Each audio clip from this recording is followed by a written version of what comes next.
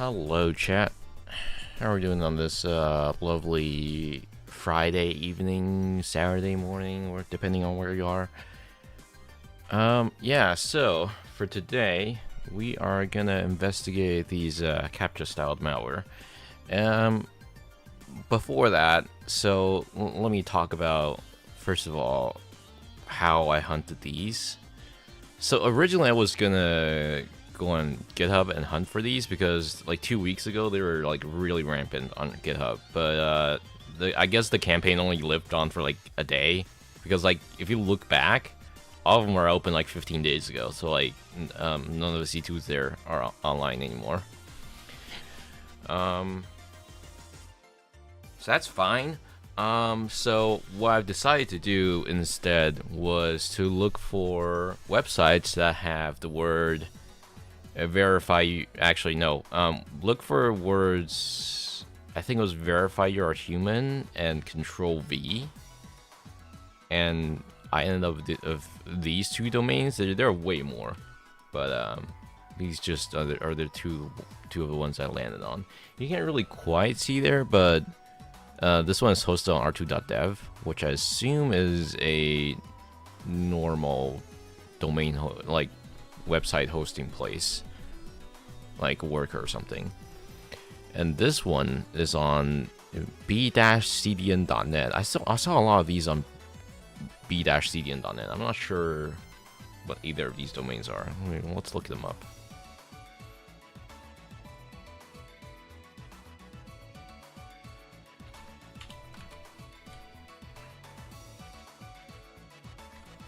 I might have to adjust the scaling. I don't think I can. Yeah, I can't. Oh well.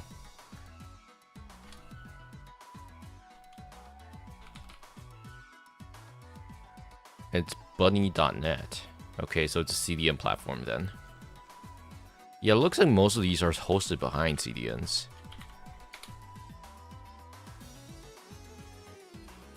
Okay. Looking up r2.dev doesn't work.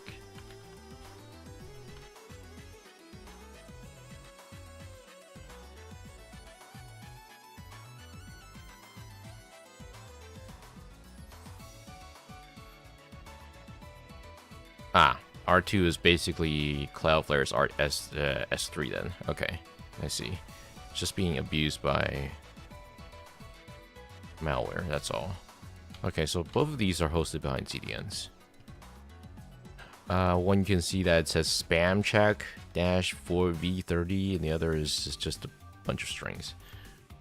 Now you might be wondering, like, well, first of all, this is so stupid, I'm never gonna fall for them, but clearly it's worked, because if you go to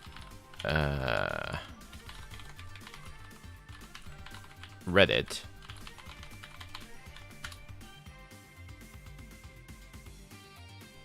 you'll see that people have already posted about it.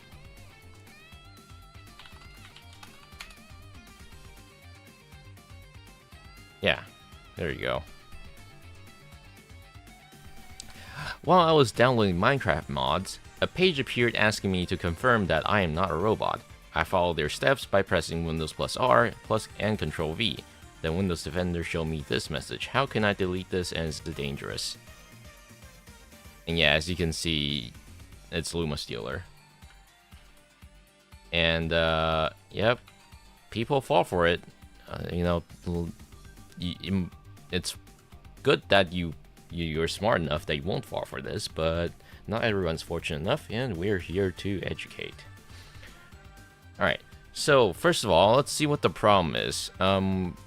This one is still live, so when we press, first of all, let's inspect the page first. Can we pop this out? There we go. Okay. Oh, you can see that they didn't even bother obfuscating the JavaScript. So whoever's hunting for these, you can just do a content search and search for reCAPTCHA pop-up and verify button. In fact, you know what? Let's do a Let's open up VS Codium real quick. Let's write some Yara rules while we're here.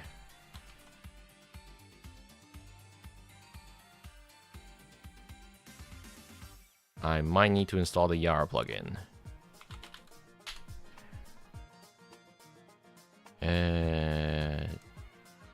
Yara language support and Yara language server. I also need to install wireless server. I think that's what it's called. No, it's wireless Yara. Be careful with what Python package you install, because you can also run into malicious Python packages. Be sure to always copy paste from known sources. So for example, if I'm installing Yara language server, you should just type it as is. You don't just be like, oh, I think it's called Yara server. It's not.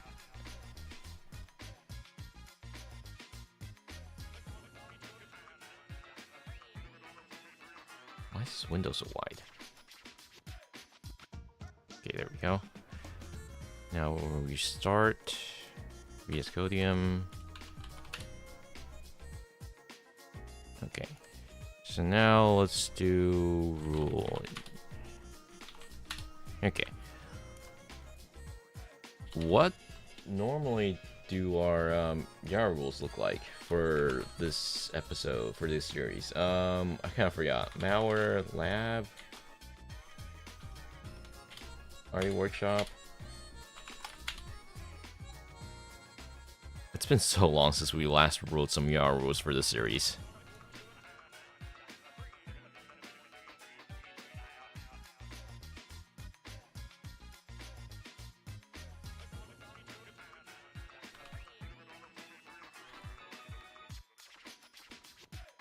Right.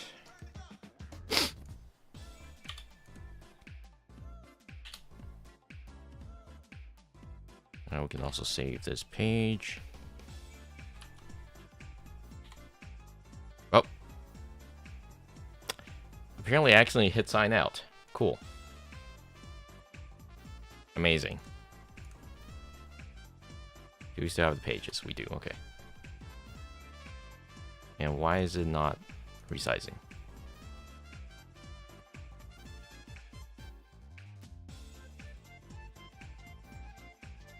Here we go.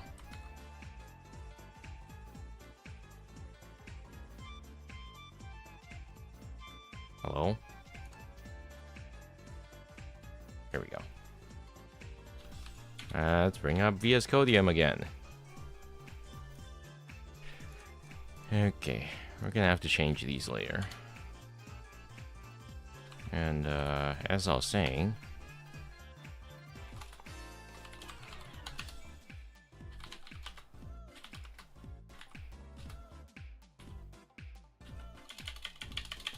I think it's lowercase o.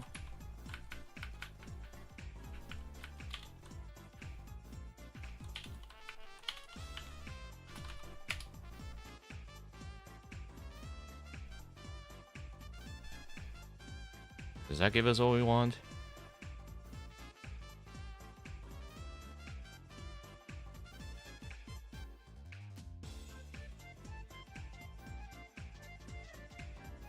Yeah, works.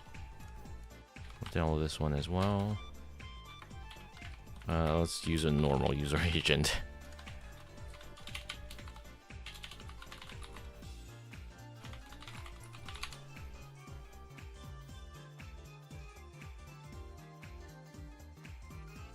Okay, not what I expected when I typed in whatismyuseragent.com.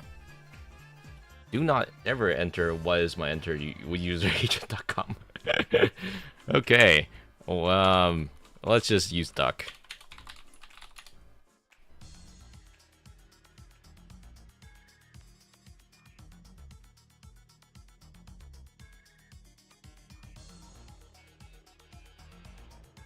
Or we can just do this.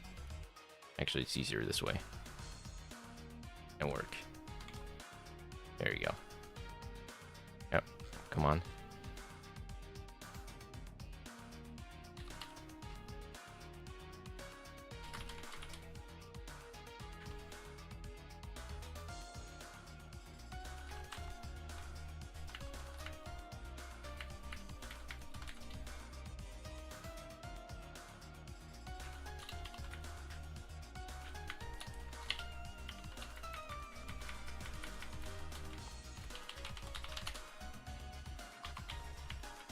Curl.exe, thank you.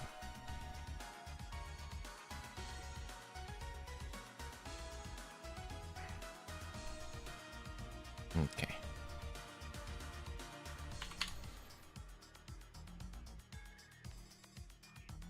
So yeah, let's hunt for these real quick. We can do...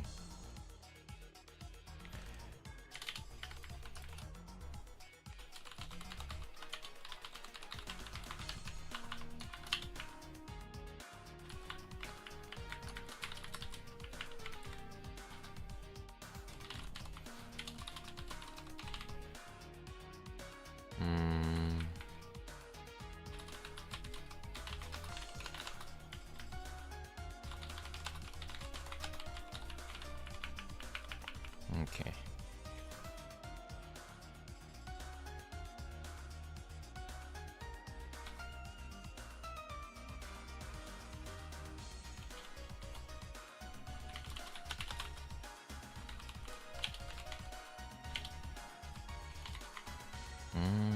No.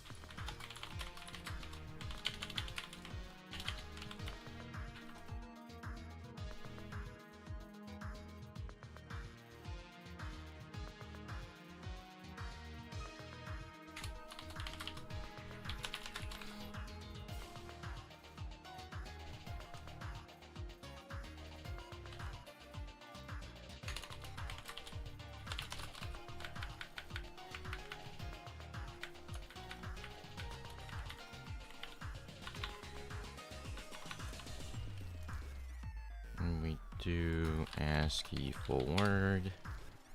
I want to say 3 of them.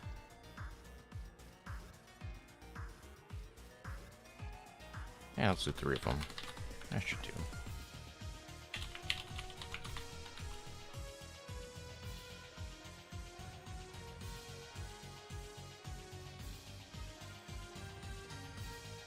Wow, not even the CSS is minimized. They're this lazy. Alright. Alright, so when you click on this, it copies a set of strings into your clipboard. And here we can see it's more things hosted behind b-cdn.net. And if we go there, you can see that it's trying to use PowerShell to execute it. Where did our PowerShell go? There we go.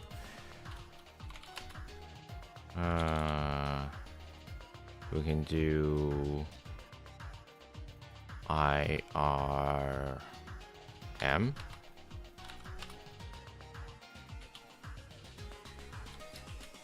I want to do... Can we save this? Out. Ah.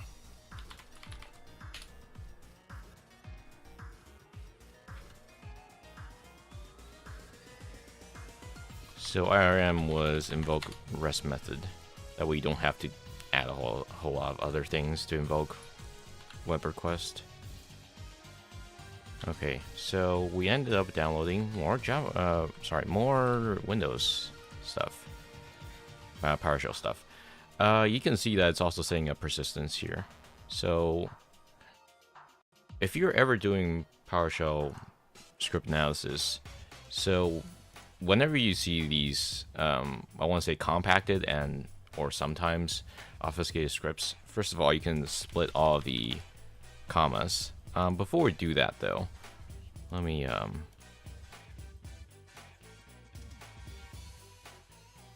okay, it's already in clipboard. I want to save these individual files first.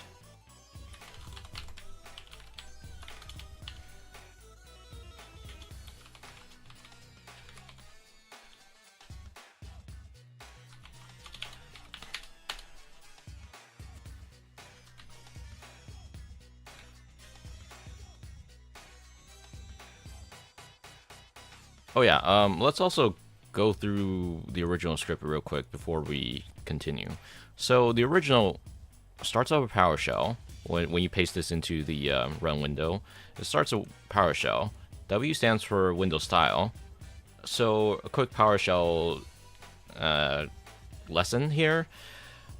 Whenever you pass an argument to PowerShell, how does it interpret which argument is what? Like, for example, how does this know W stands for Windows style? So it's parsed based on the layer casing. So for example, if I have RM, if I want to do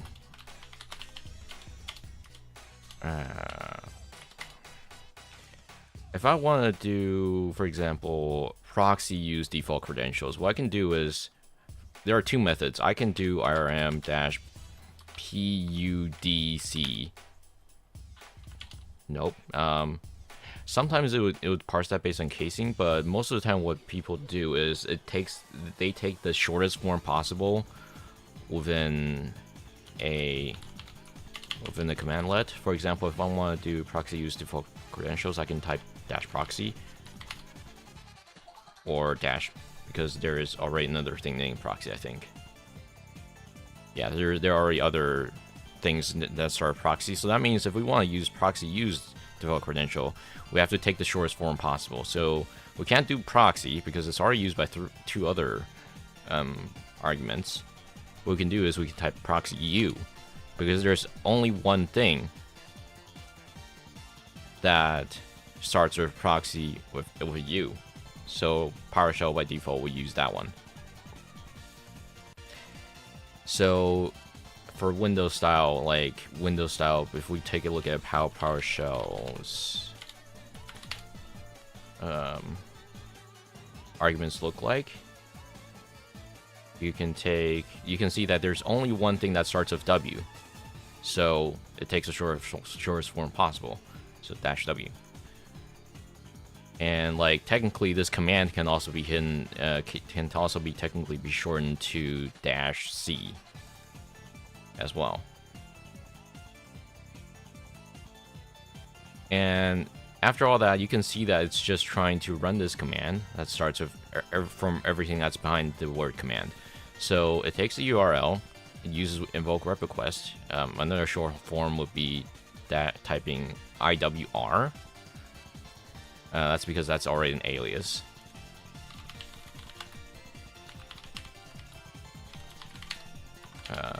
IWR, yeah.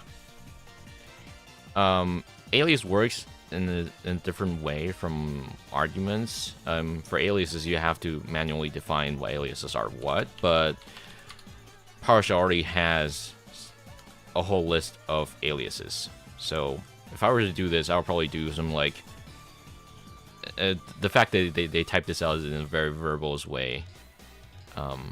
Normally people don't do that. Normally, if I were writing this, I would probably type IWR instead, and use B, etc., etc. Anyways, so the last line here is what makes it important. The IEX stands for, if we get alias IEX, you can see that it's calling invoke expression. Invoke expression is basically eval in most languages, where it takes a script and then it evaluates it and it runs the thing. So, for example, if I were to type IEX write host hello world, it would take that script. It would take write host hello world and then execute that script. So in this case, we can see that I download this and it's telling PowerShell, hey, I want to run this. Okay, now back to this script. Whenever I'm dealing with these, there are several ways I would do this. First of all, I would split the commas. Semicolons. Semicolons is the way you tell PowerShell, hey, I'm done with this line. I'll move on to the next thing. If you want to write everything one-liner. So I would just select all of them, hit enter, and I would call this first stage loader. I mean, technically it was more like second stage. Okay, so what I would do is I would tell VS Codium to do format if I have PowerShell installed. In the formatter, I don't, apparently.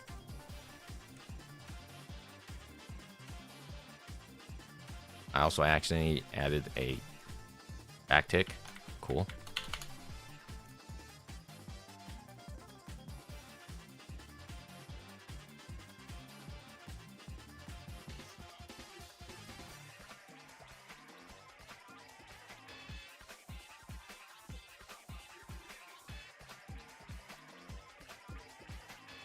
Okay, while that's installing, let's talk about what these are.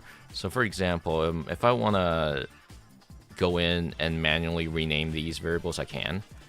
Like, for example, if I want to rename this to, oh, I don't know, this is URL, and we'll call this target path, outzip path, payload path. Since this is a very short PowerShell script, this is something you can do very easily. Just rename all of the variables yourself. Format, hello. There we go.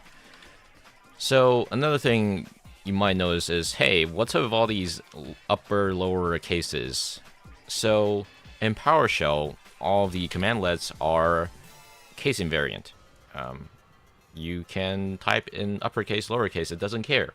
I can type write host in a really funny way, and it will still happily eat it.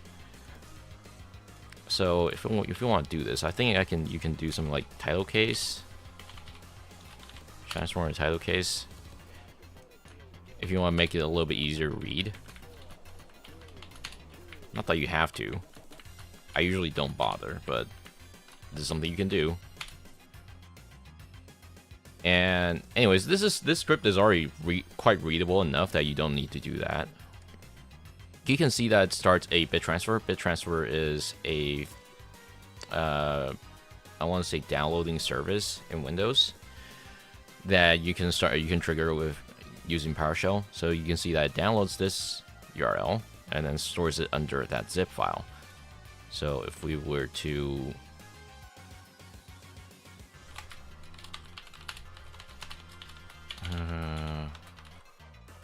we can do that. No, I want curl.exe, thank you. Uppercase O. I always messed that up.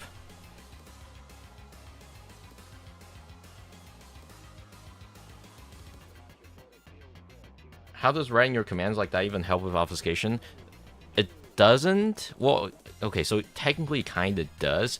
It helps if your script is super long and a human is manually reviewing this. It would make it really unreadable. And for example, and using that in conjunction with other obfuscation methods would make your script pretty unreadable. For example, if I want to do write host hello world,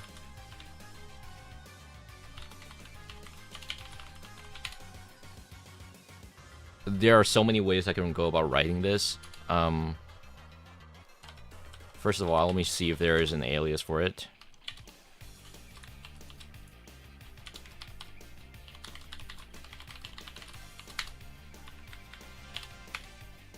No, there isn't. But there's write output. Write output is not the same thing as write host, by the way.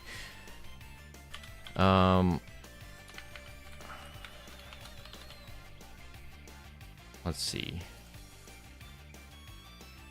Is there a ransom case? Random case?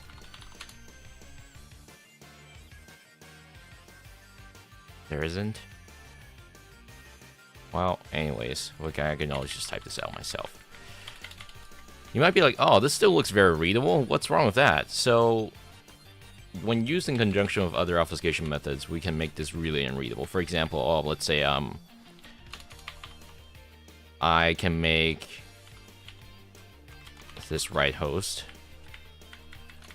This should, in theory, still work.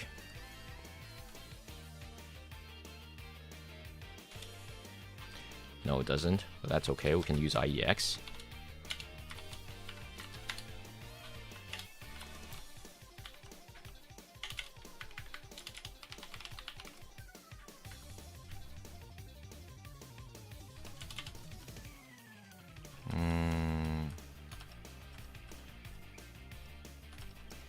I think I can do AST.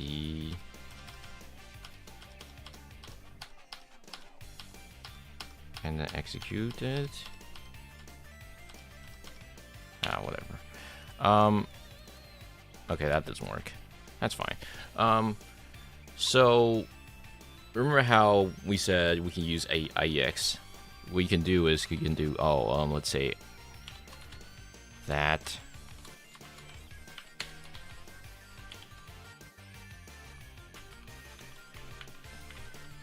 I can do this.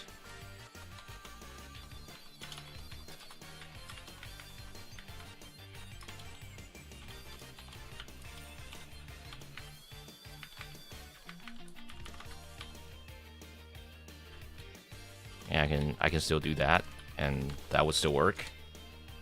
No, it doesn't. Hang on. What am I missing? Oh, wait, hang on. I know why. Where'd -O go? Oh, that's why.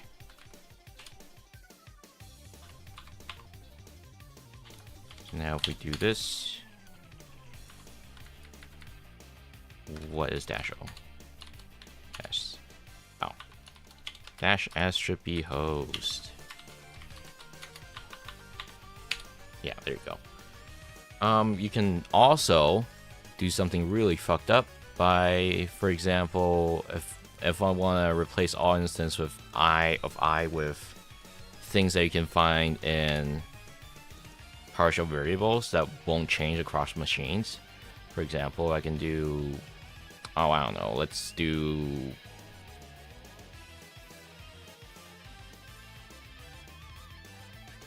Winder. How about that? And I can take the fourth letter of Winder and suddenly your right becomes that. And you can make it even more fucked up by doing by getting the letter in int and then transforming it back to char. For example, if I want to do E, I want the integer form. Okay, so that I can do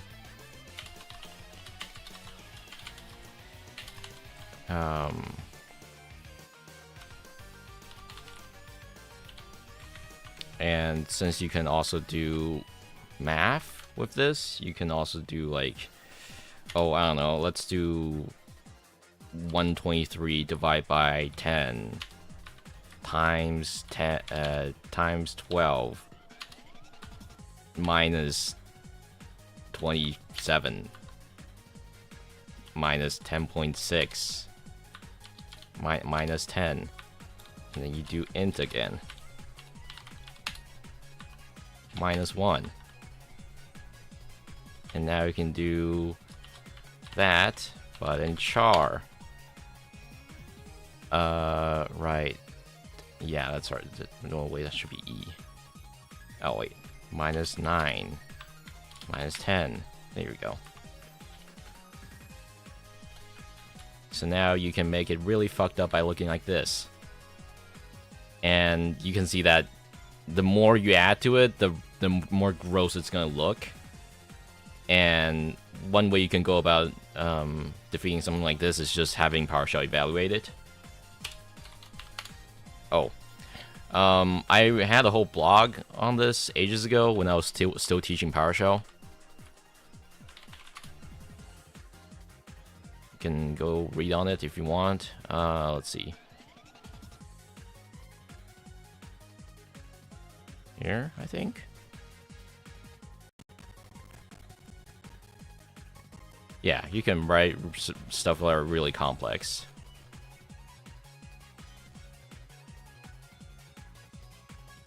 And yeah, as you can see, having case invariance like that, it's gonna make it really hard to read for humans.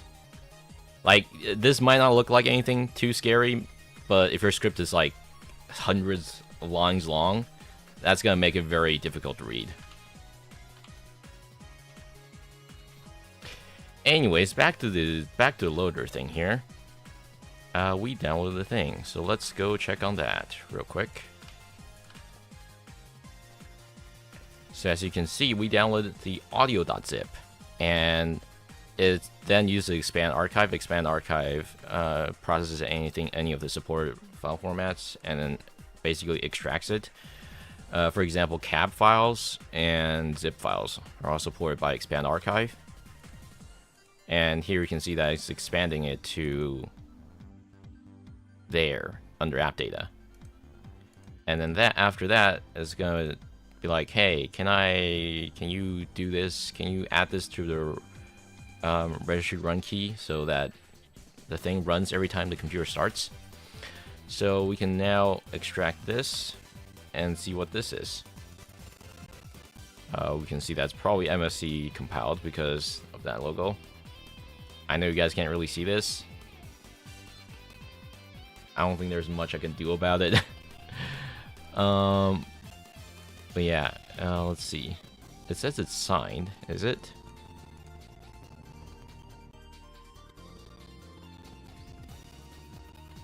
Okay, so it is signed, but the signature is not valid. Typically, whenever a malware gets a hold of a signature code signing cert, a lot of people use it to, if they were able to steal one, including the key and the cert itself, they'll use it to sign the malware so that it passes a lot of our malware checks. Lazy AVs tend to do that. But if the cert is invalid, a more competent AV should still scan it.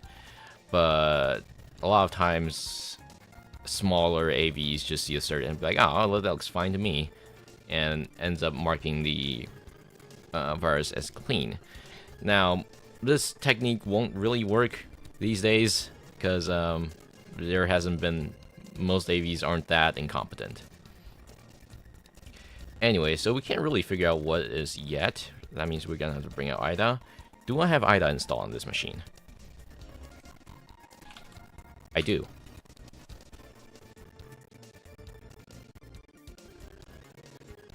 I want the 64-bit version, thank you. Hello, people on YouTube chat.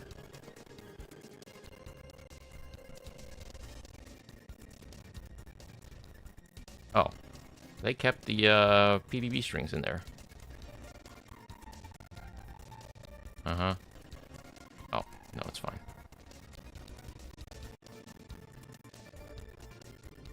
Let's make this way bigger so you guys can actually see what's going on. Maybe bigger? 24. Yeah. 24. Here we go.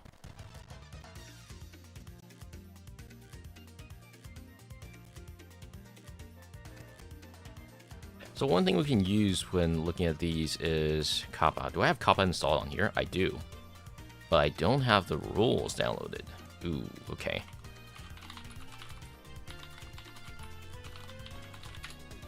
Well, let's clone that real quick.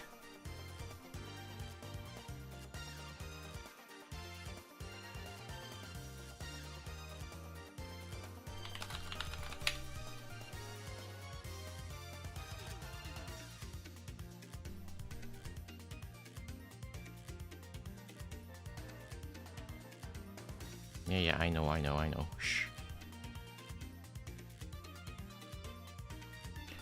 Let's also clone the latest version of kappa.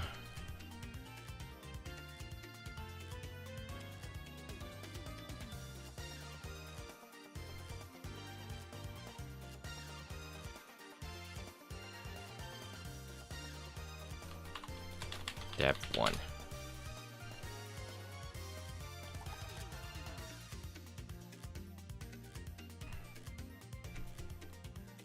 Okay, let's close out this real quick.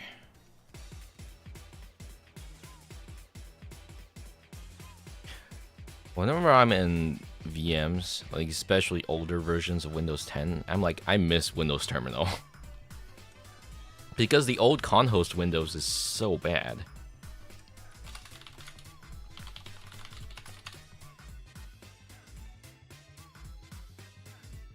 But no, it's not supported, unfortunately.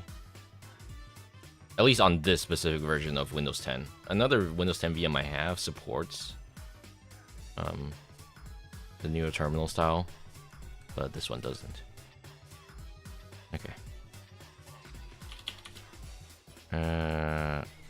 Right, did we save the IDB? We did.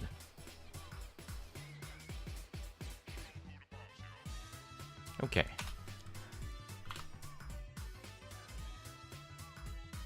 You can always use Commander. Yeah, but I prefer Windows Terminal. Okay, let's do kappa rules. There we are.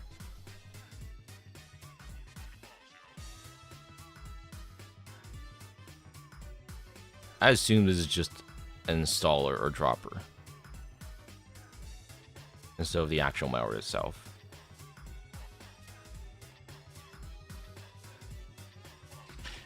Because it's compiled in NFC, that means there is gonna be a whole lot of garbage functions and instructions that we don't need.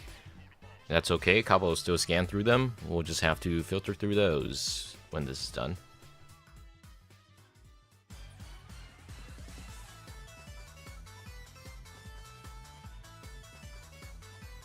Which, hey, speaking of kappa, the new version is out yesterday.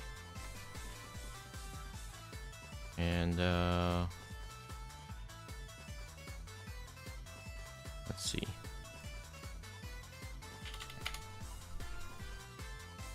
You can see 2 of my new rules are in there now. So now I have like 16 rules in total in the kappa rules repository.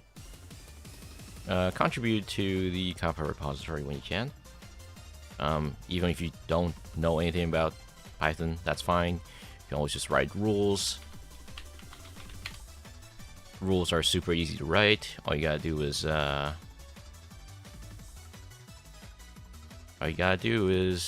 figure out what's where, and yeah. Like for example, this newer syswhispers 2 syscall 1, where it's just like, hey, this function should have this and that. If it has this and that, then it should match. Kappa rules are super easy to write. If you have the technical know-how of reverse engineering, go contribute rules, because they help with malware analysis, the researchers at large.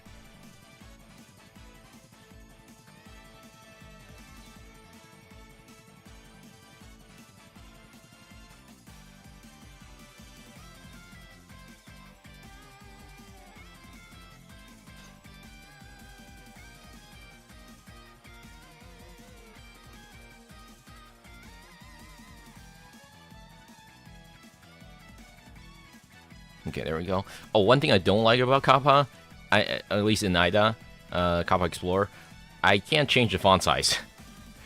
So whenever I'm on a 4K monitor, I'm like squinting, trying to read it. Let's see. We're most interested in. So first of all, let's take a look at exports. Hello, blank. Just put here, I guess. Catching up on anime? What do you mean? This is anime.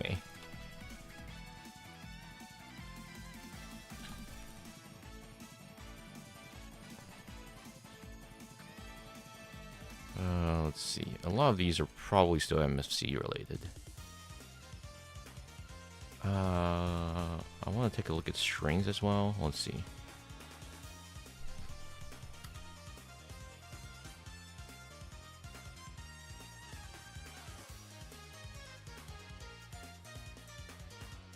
Usually when it comes to MFC, it's a lot easier if I just go to the strings instead of trying to comb through the thousands of functions.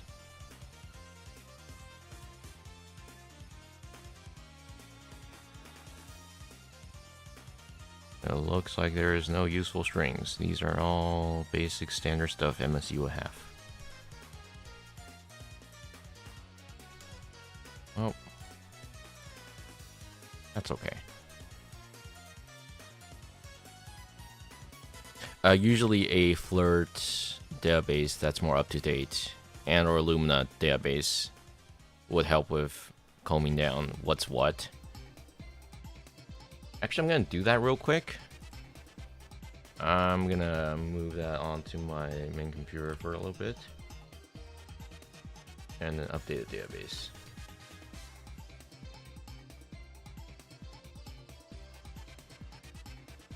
Give me a little bit.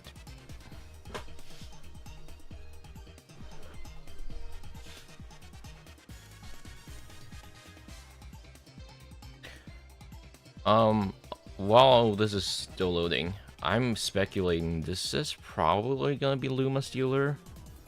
I haven't really looked closely at Luma Stealers yet, but based on what I've been hearing, these campaigns are usually tied to Luma Stealers. But I'm not entirely sure. That's why I didn't put it in the stream title.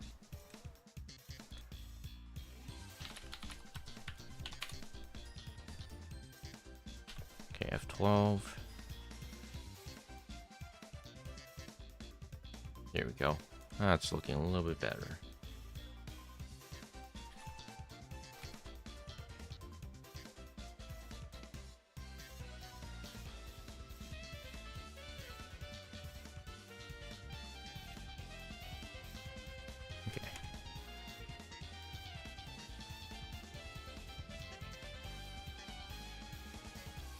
Whenever you're unsure where things are, and after minutes of combing through IDA and you still can't find where the place of interest is, another way you can go about doing this is I would usually just run it in a debugger. And can I change the scaling here? Appearances, font, 18. Sure. Yeah, okay. That's big enough. Okay. So one thing how I go about this is I would usually breakpoint at a very few specific APIs. For example, let's do create file. Let's do terminate process. Terminate process kills the current process. Would also BP connect. Okay, when it says invalid address, it means the WebSocket. Sorry, not the WebSocket. The WS2 S232 library is still not loaded. That means you gotta do BPDLL. WS232.dll. Okay, I'll run it and see if it does anything. It might need to take a little bit. Okay, so it just loaded the WS232 library. We gotta go back. Now we can type bp connect. You can see that's trying to use WinINet. Go back up a little bit. Well, first of all, there's already a piece of shellcode here. So we should have done virtual alloc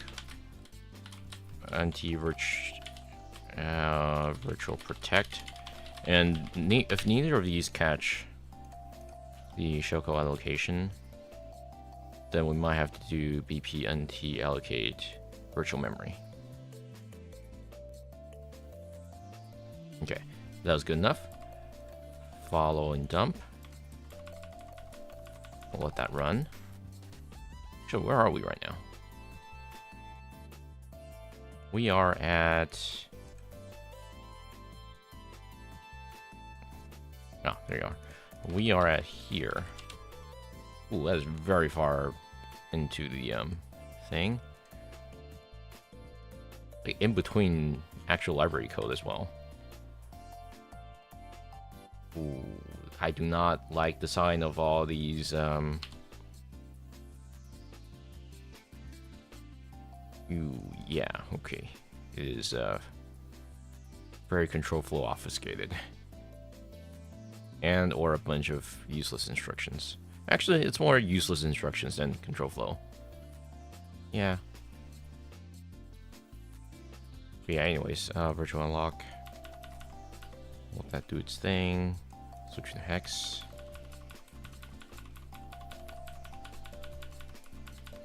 And we just gotta wait until something shows up.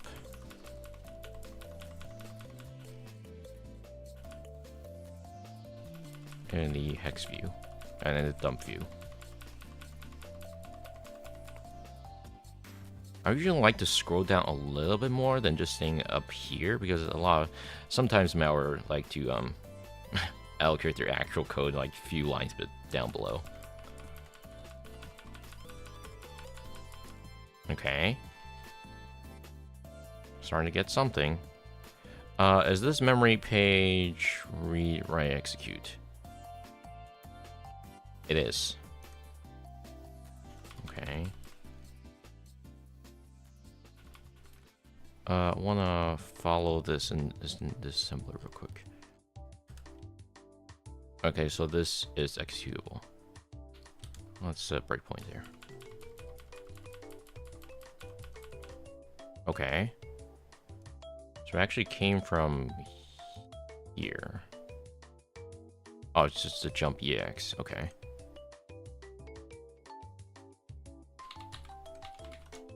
So this is where it actually calls the thing.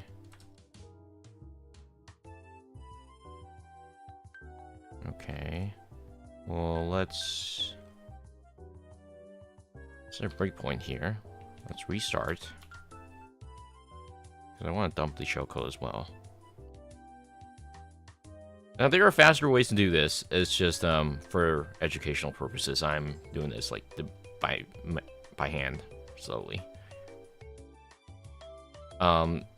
If I were to do this myself, I'd probably just use Melonpack and let Hazard as tool do its thing. Okay, so we want a memory region of that size. So save data. Let's call this shellcode dot third stage shellcode dot bin. And we want this size.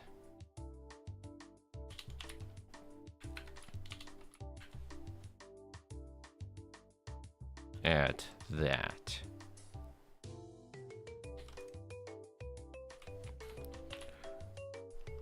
Okay, we'll run it until there, and then we'll save it.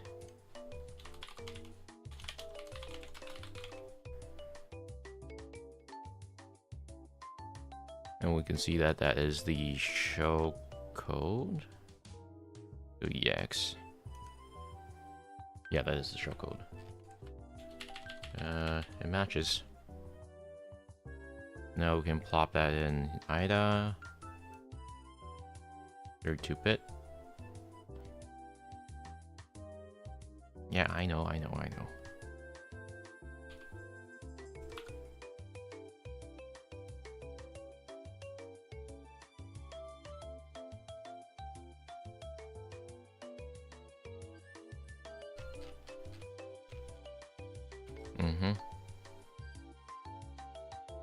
So we'll step through all. Wait.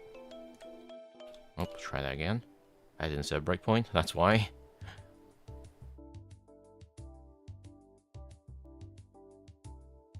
Okay. So now we go in here, we do BP HWS EX, which should set a hardware breakpoint. Yep.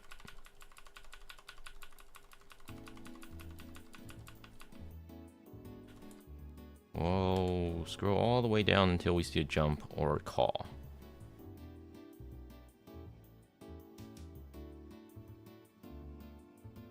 Okay, there's a JNE, which goes back to the top. Ah, right, it's doing the self-modification code. Yeah, that makes sense. So let's set a HWS at this ASM.cell. Okay, so that's after the whole thing's been done modifying. We'll do a... I want to see what AS means, because I've never seen AS. ASCII adjusts AL after subtraction. AL?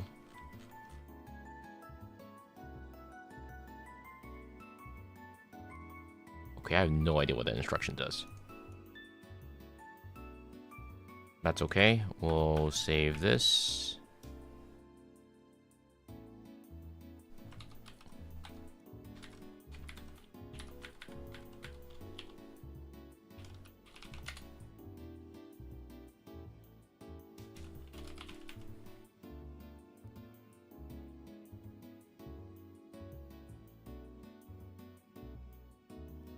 Okay.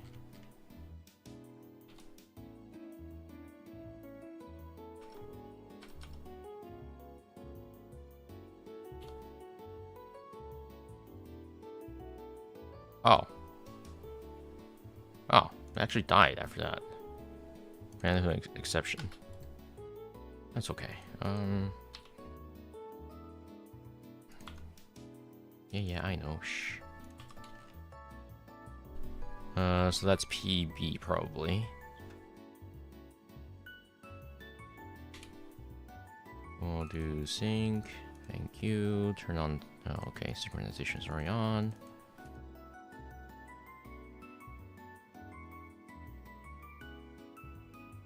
Oh, okay. This looks like hash seed. Hash seed.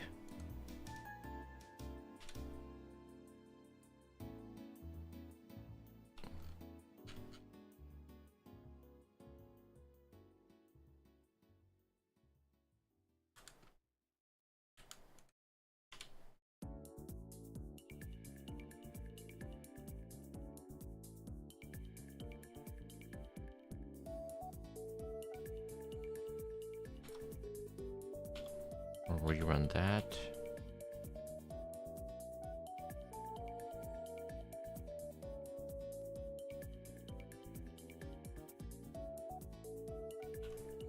Yeah.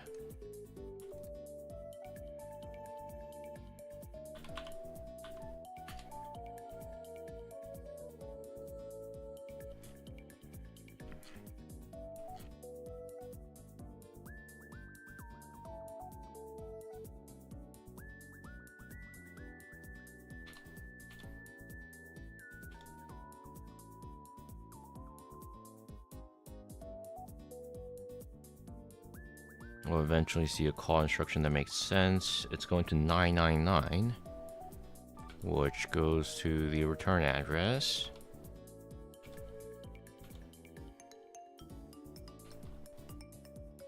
Oh wait, yeah, see that AAS instruction. I knew that AAS didn't make any sense. Yeah, there we go. That looks a lot more normal now.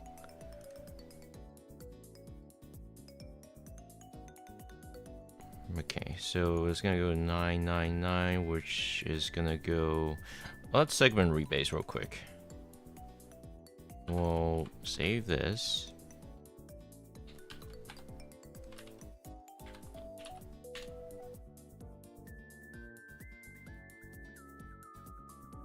Overwrite.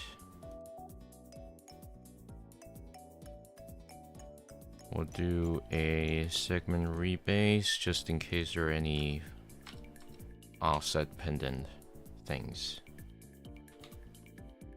That should be our base.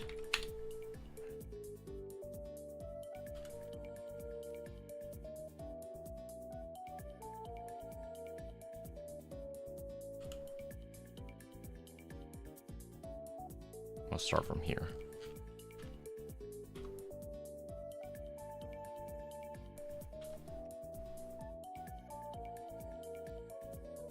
Go back to EIP. Okay, so when we call this, and return the current address.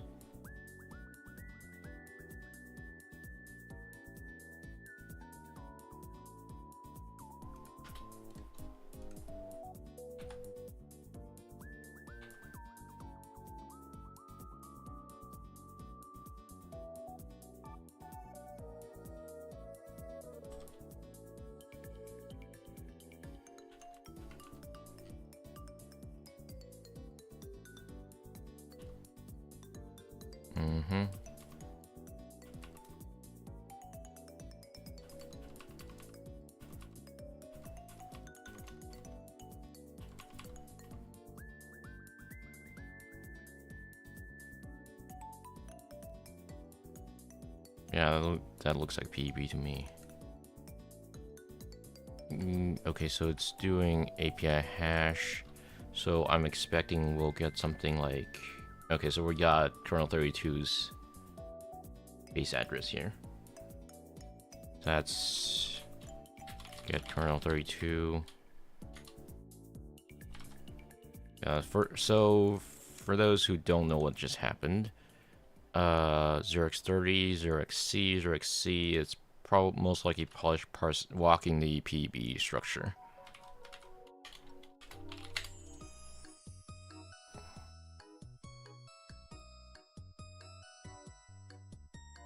So this is one of those things that after you've been doing reverse engineering for a while, you just know by looking at the thing.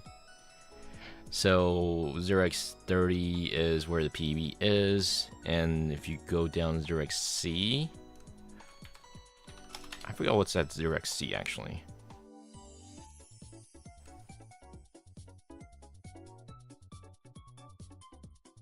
Oh yeah, it goes so it goes from a TB to the PEB to LDR.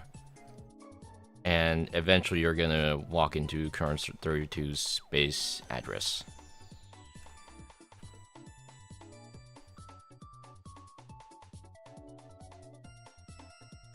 I don't know what's 0xF00 though.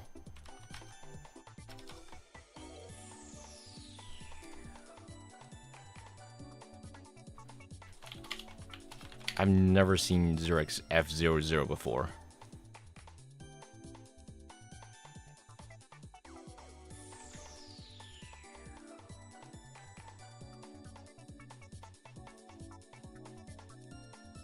Huh?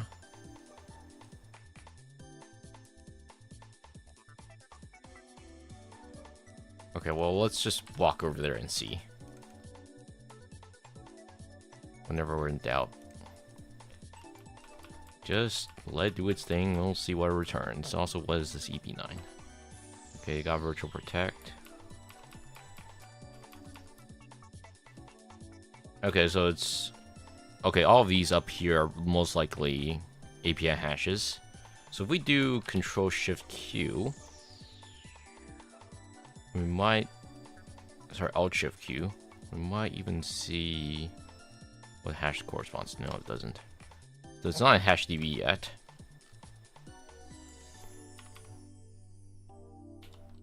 Walk over there.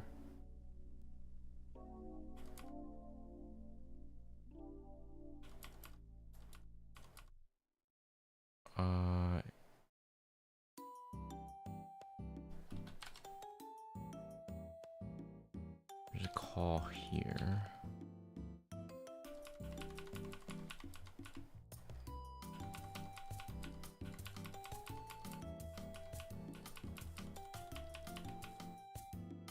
Okay, it's populating the API list, I think, the import table. And here it's calling edx, which is create thread. Ilbasi here. Okay.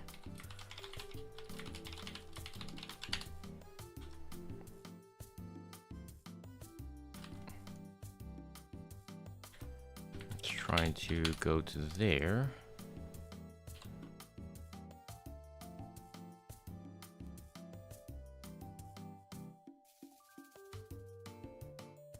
We'll probably have to investigate what F00 is later.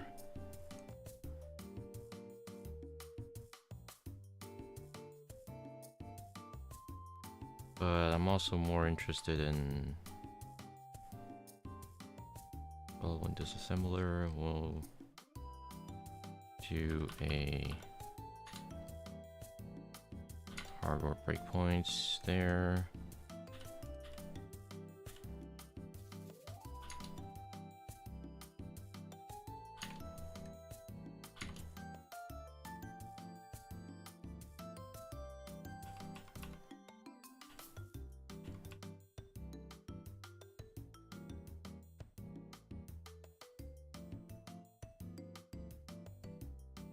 It's calling ECX, which is another create thread.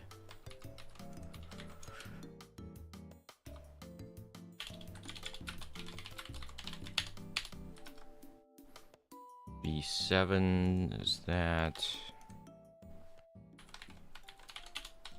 I'm gonna go turn down the...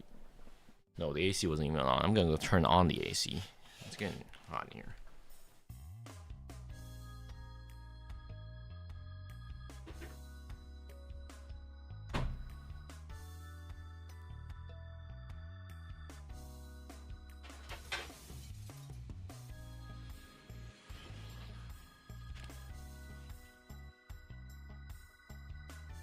Ooh, okay, what's over at this place? Oh, I see a PE there,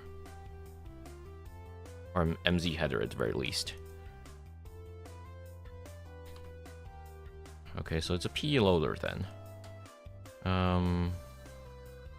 We'll do Ollie dump X. There should be one at AE. Okay.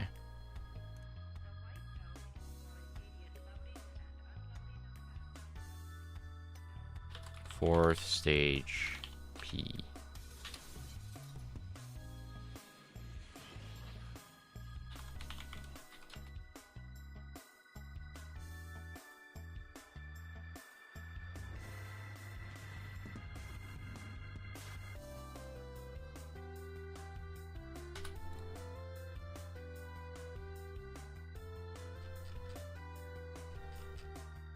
Okay.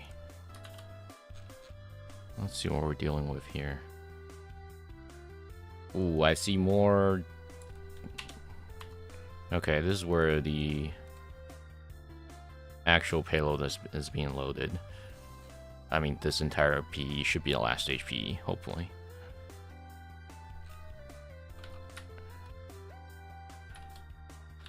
Download, execute, PowerShell.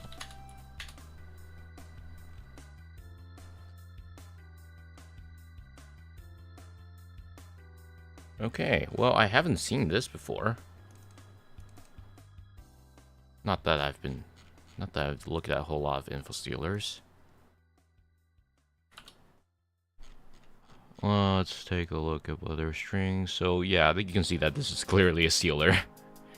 You can tell because, well, AWS tokens, Steam token. These are Firefox, Chrome related. Now the question is, what type of stealer is this? The Opus Theater was founded by a British Argentine composer. Yeah, so a lot of times you'll see benign strings being thrown in here to throw AVs off. Especially AI-based ones.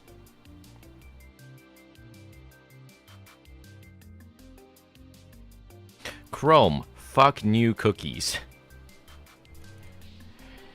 You know what? I'm actually kind of curious. This is probably the newer version of the Stealc that supports 128, right? The heuristic, yeah, sorry, the app-bound encrypted thing. So I'm kind of curious. Does this match the YAR rule that I had written?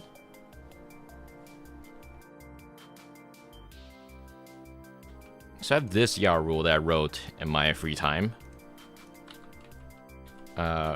Rule A, that.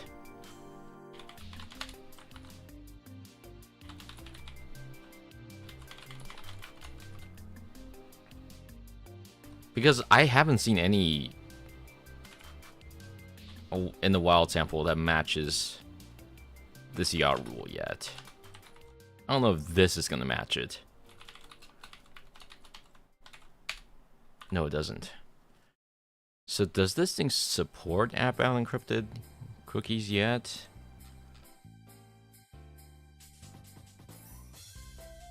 Hang on.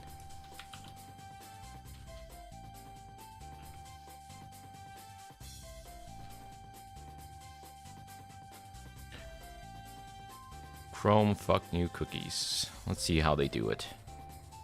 Oh, damn it. Go back. Oh, it's not directly referenced. Okay.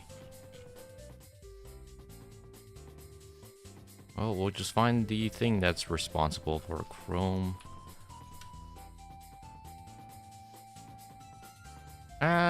Actually, I want to relax the rules a little bit. Let's see if any of the IID and CLS ID is in here. So let's just do any of them. Oh, that's not what I meant. Okay, it's on here.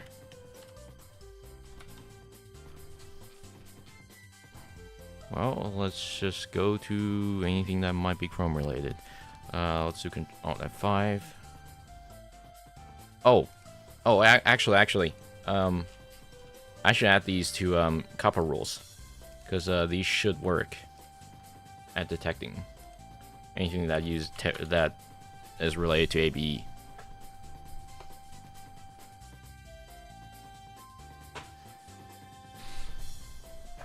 Okay.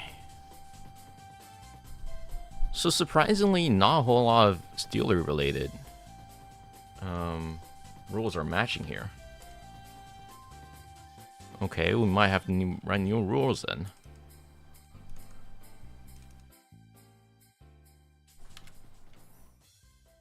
Well, I guess we'll just excuse me. We'll just quickly scroll through these to find the area of interest. Also, let's fix this real quick.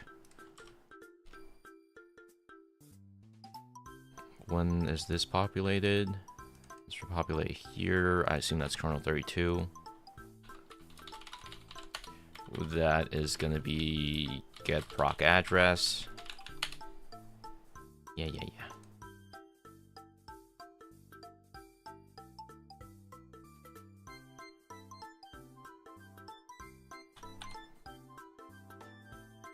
When are these populated? Ooh, okay. Decode string.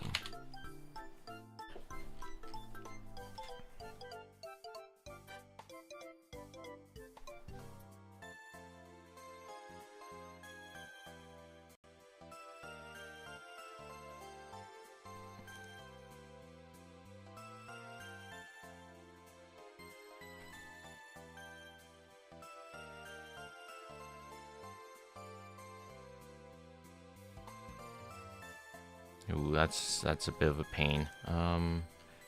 So what we can do is we just let this thing run until all these addresses have been resolved.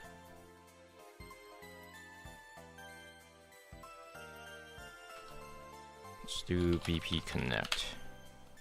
Oh, BPDL first.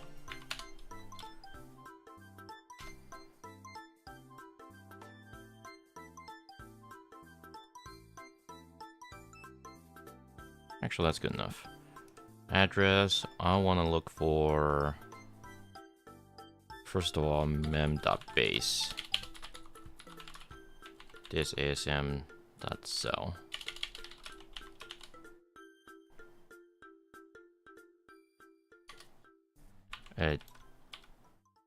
This ASM.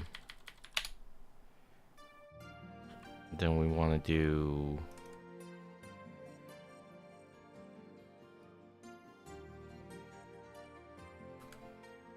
let's just say like here.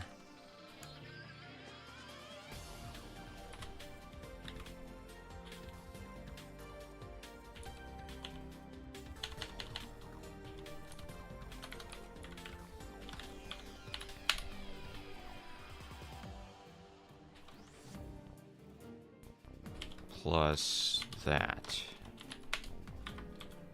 This ASM.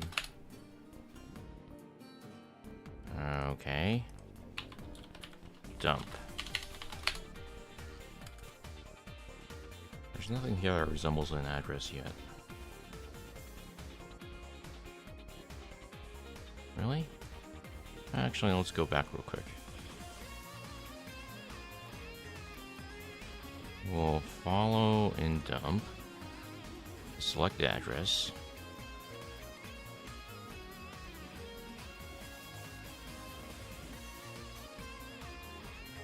Oh, there we go. F1D.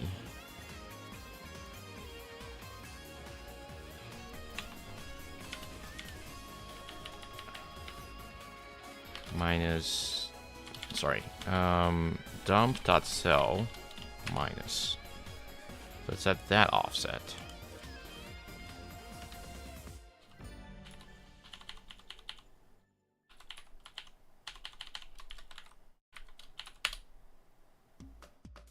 No.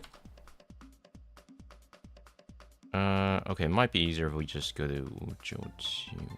Okay.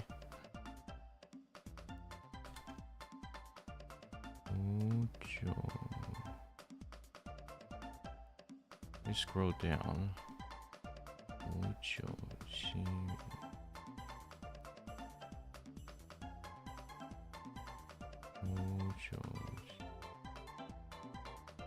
No, that is not what that looks like.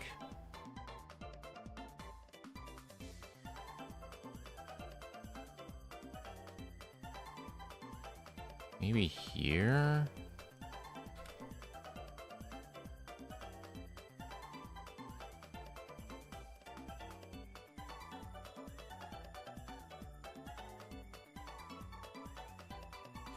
Where is this?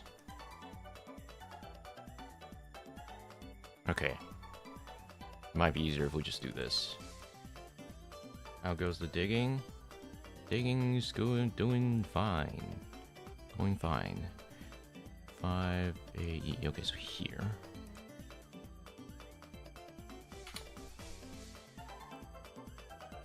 Wait. What's the mem base? 0xAE. Yeah, that should be it. Okay, this is gonna be the exact same P, but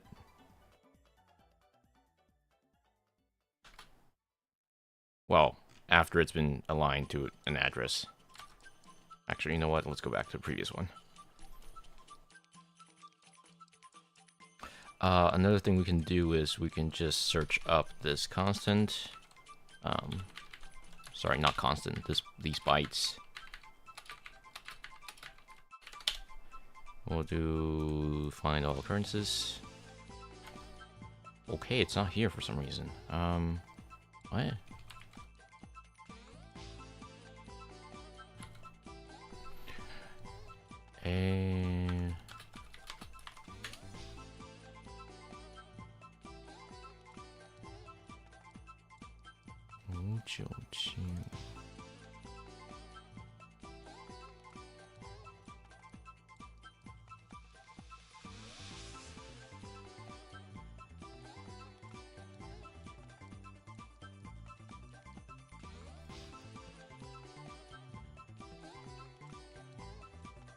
Oh, is it this?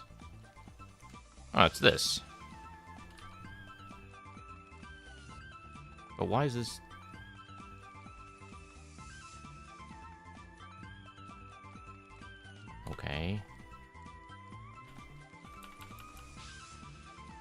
Oh. Oh, this is where it starts decoding the string. Right.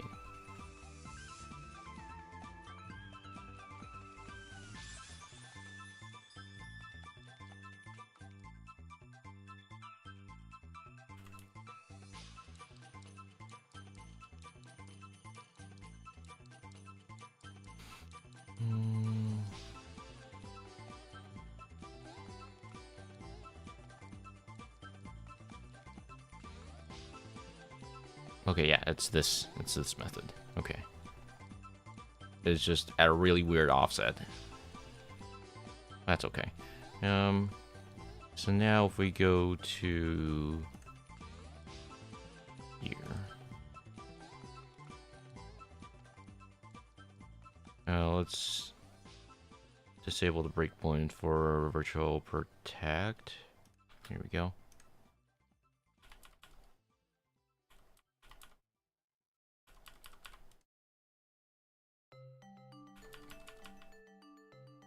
Yeah, we can see that it's starting to decode all the strings. We'll let that run to the end.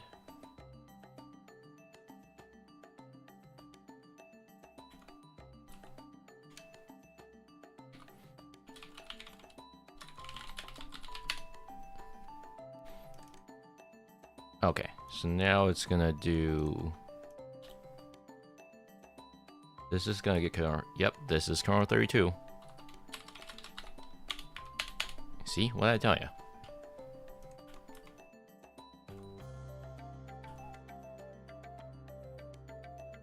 And it's gonna try to use this to get custom get proc address. Now it's gonna use that to build our import address table. So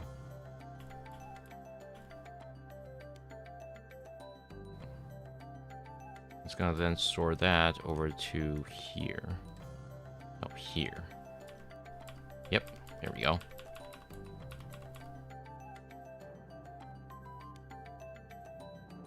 So if we now run that all the way to the end. Yep.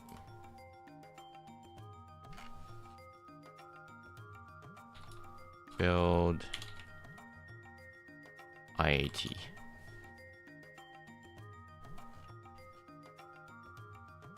So we know this is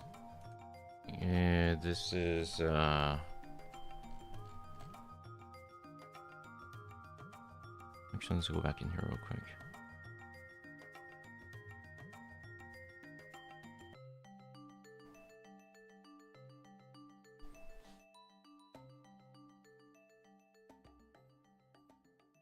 TA is gonna be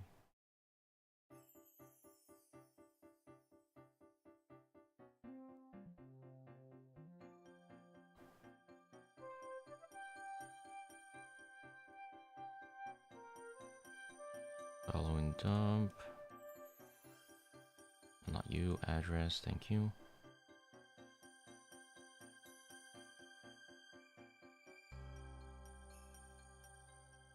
This should be load library A. Right? If we go to anywhere that calls it.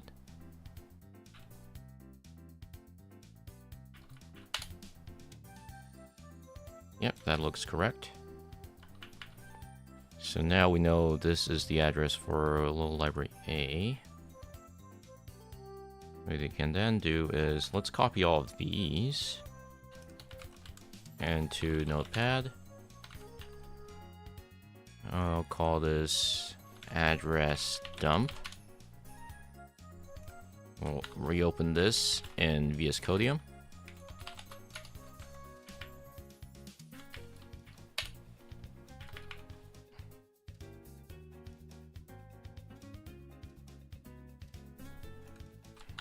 Codium.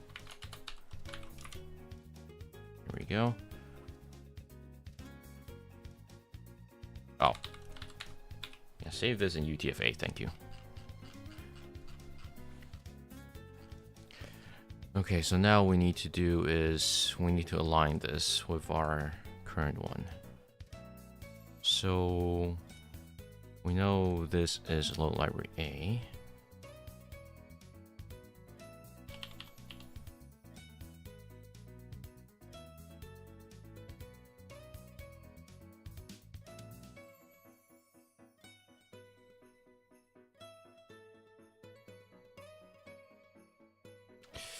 Oh, that's gonna be a bit of a pain.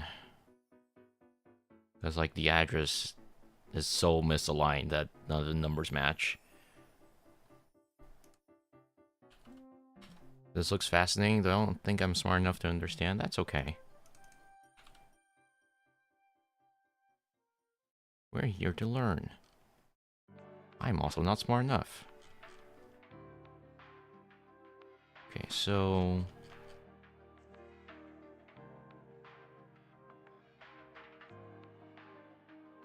where's this? Okay.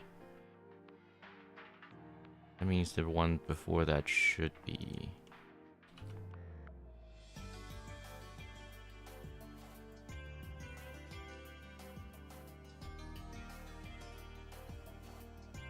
okay. Let's do a little Python script so we can spit out address. Thanks.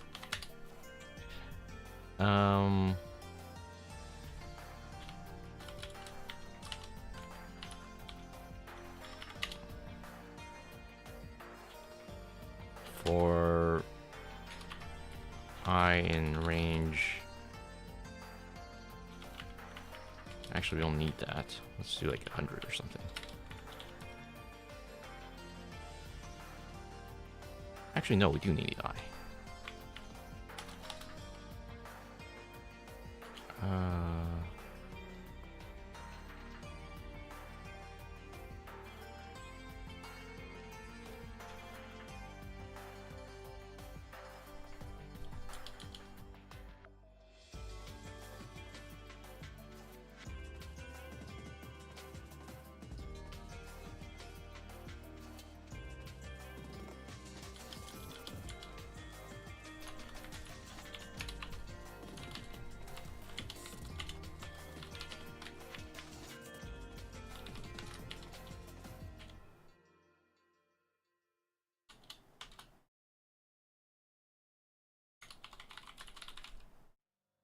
So we don't need the I.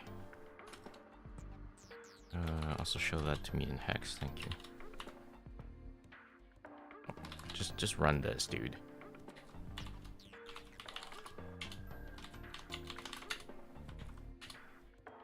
Thank you. That's all I needed.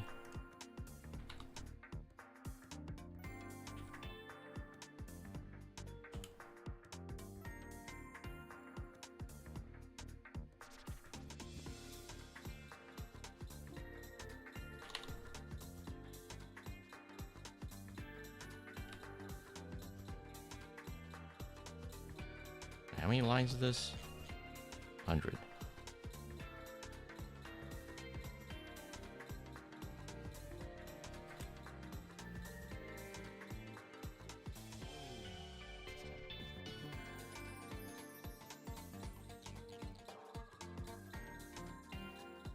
Yes. Oh. What? I select an extra line or no? Maybe 105? Ah, there we go.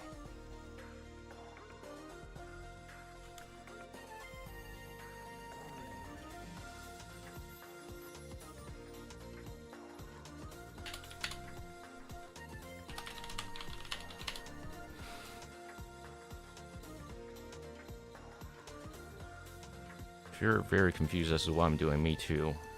This is a very strange way of go about doing this.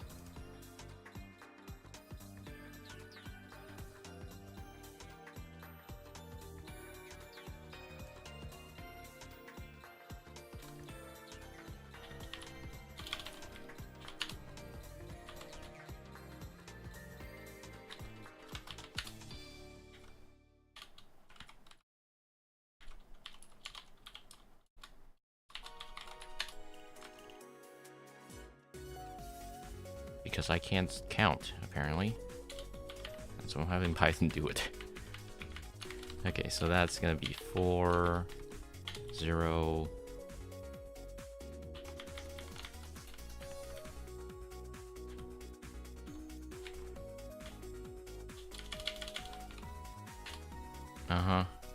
That.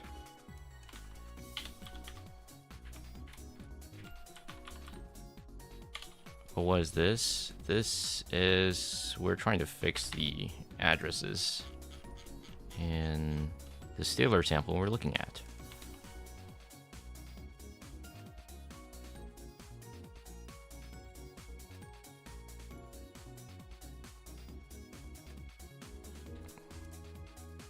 We'll do that.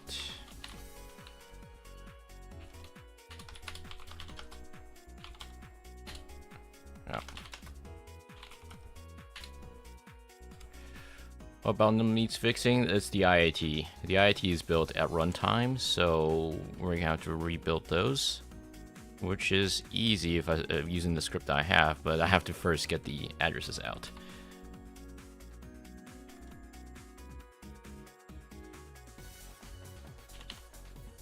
So 106 to, well, let's just say 30 lines.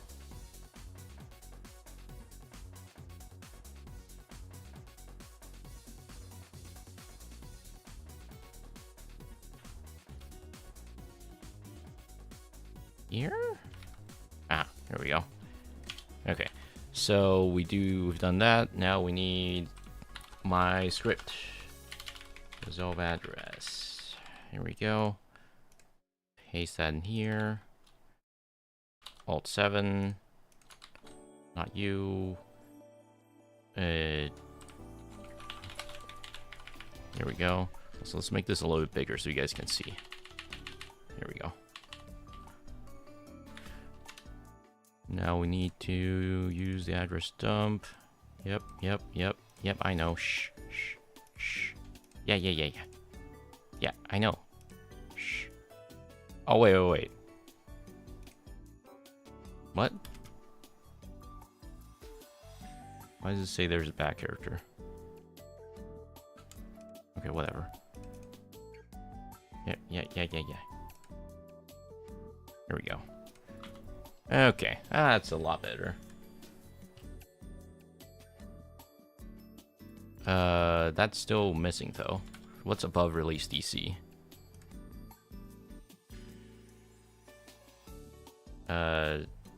Okay. LSTR cat A. Here we go.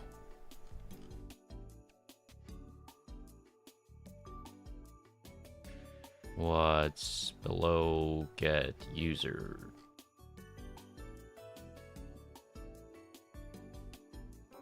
Default lang?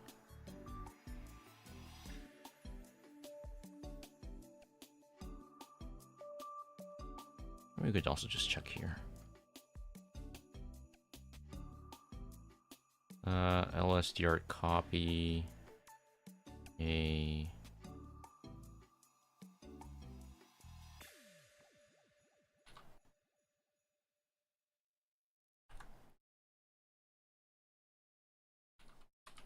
get process heap.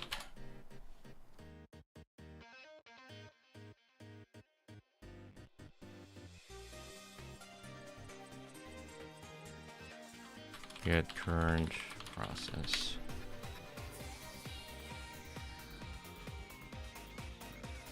Exit process. Okay. That should make it a lot easier to read now.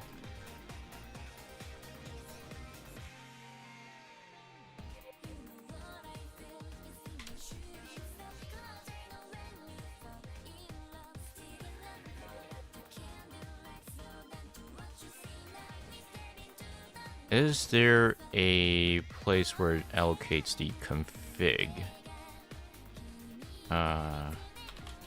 Anti-VM check processor count.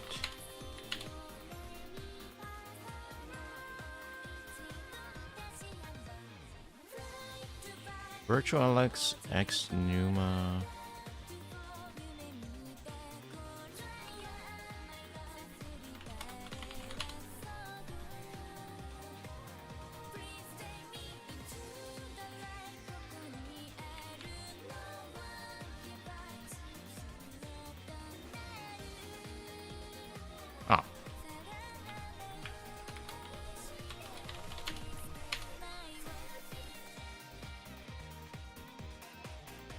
It's gonna have to be larger than that.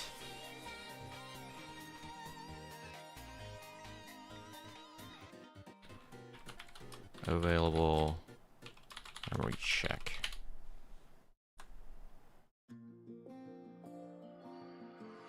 Oh, it also exits on these language IDs.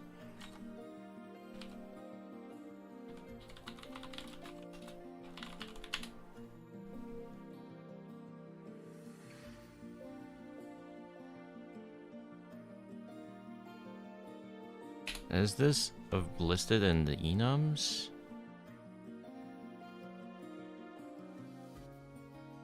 I don't think so. Oh, 149. Okay, that's Russian.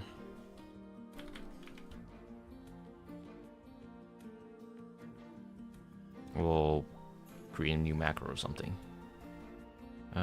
View local types. Yeah, a lot of these stealers tend to exclude certain languages from running the thing, like just to, I don't know, as a way to be like, hey, you're Russian. I guess we don't need to run this here.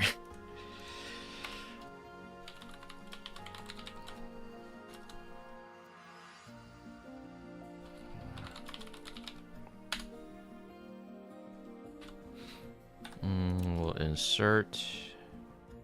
Nope, we're gonna edit.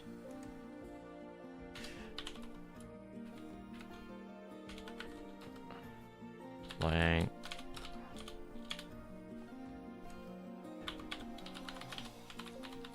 So this is not even one-off. You'll see this across many different stealers and malwares in general, where they exclude certain countries and just be like, "Yep, you're fine.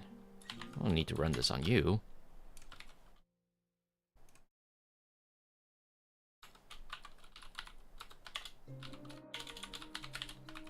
Excuse the bad casing. I don't even know what this language is. Like Kazakhstan? Is that their language? I don't know.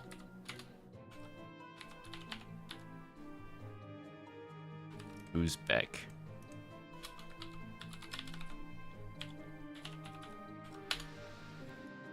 So then we can just do this. There we go.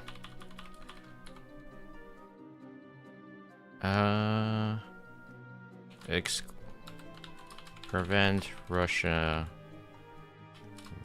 related. Check Russia lang code. Check whitelisted language code.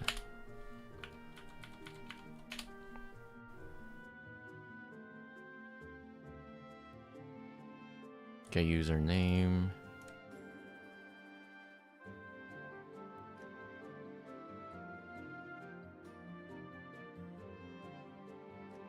Oh, that's at the string table. Okay. So it's checking against a list of users' names.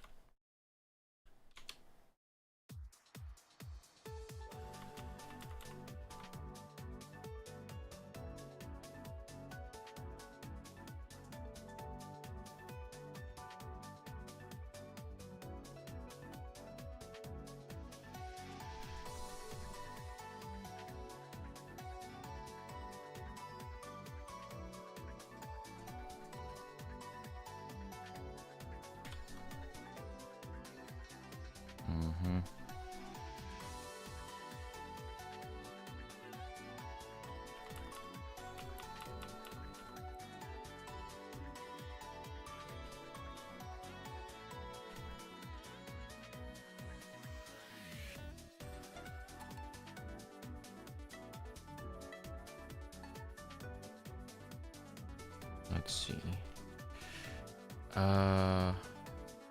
Excluding country sounds counterintuitive? Not really. It's usually to prevent them running on certain configs.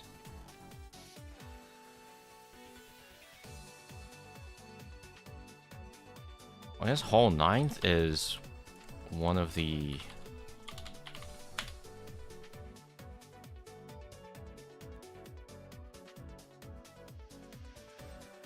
Which... it's Defender's NTI. Right. Yeah, so for those who don't know, Defender has its own little virus emulator thing that runs to evaluate if something is malware. Anyways, this is just checking against a list of sandbox. So, check usernames.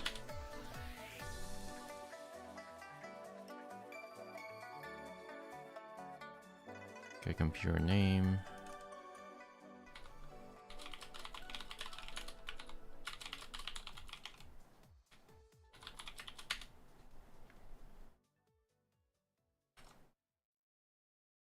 Where are we in the call stack?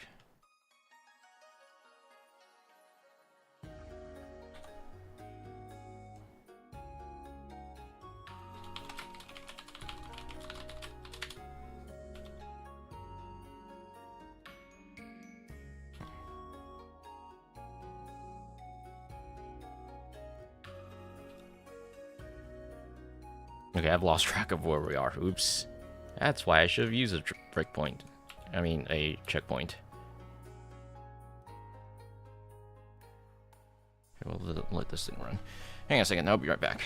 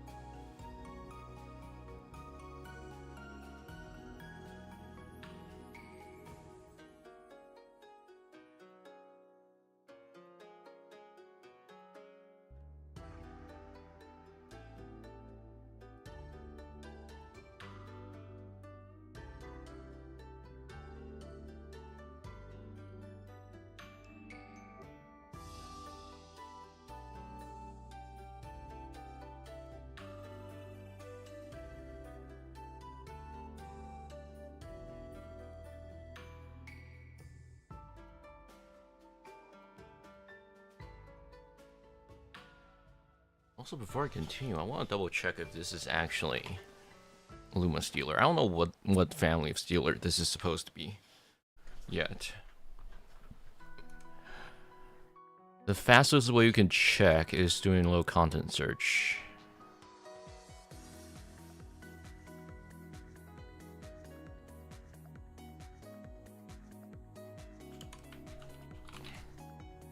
So I already know there's this.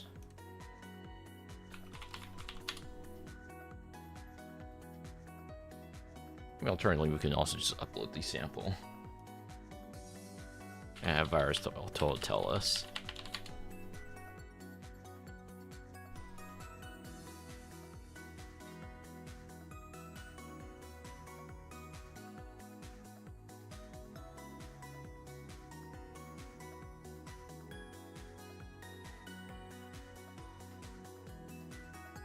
Give me a second.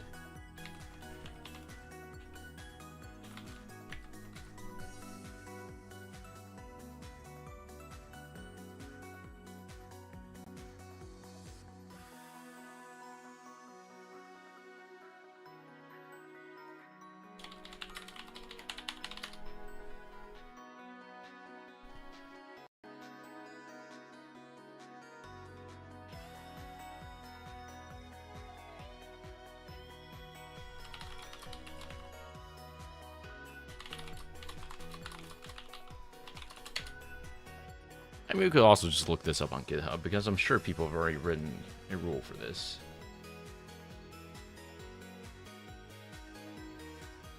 Or not. Hang on.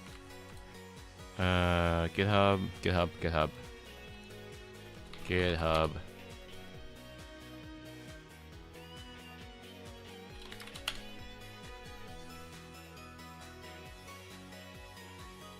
What? No one has written a YAR rule for this yet. Really?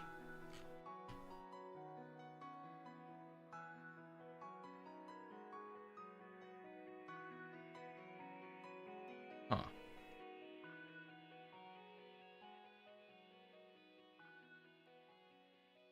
Okay, so on VT it's classified as Stealc.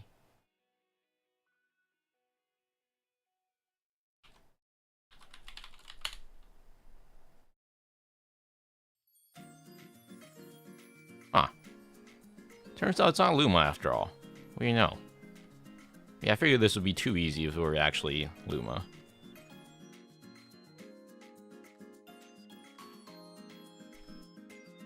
Alright.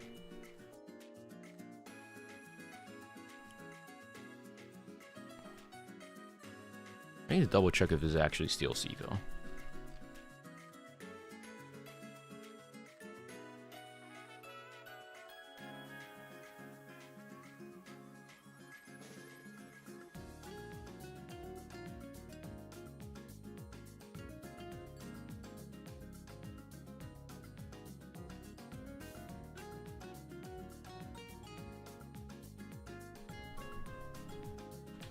Okay, allegedly it should have these bytes.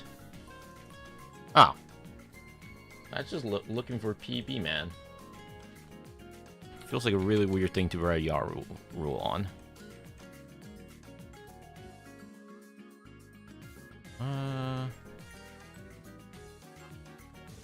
All of them. Okay, well in that case, yeah, okay. I can see why this rule works. Okay, well in that case, this is more like most definitely Stealc then. Okay. Cool.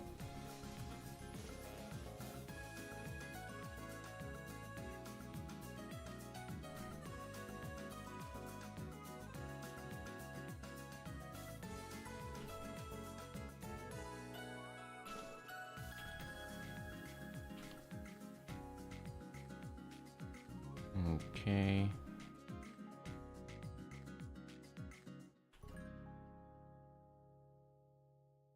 Where did get computer name get called?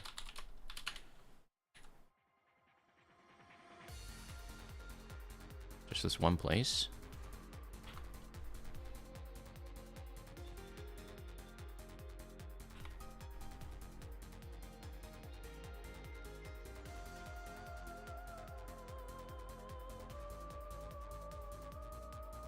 Did redline die out? No, redline's still very much still a thing. Unfortunately.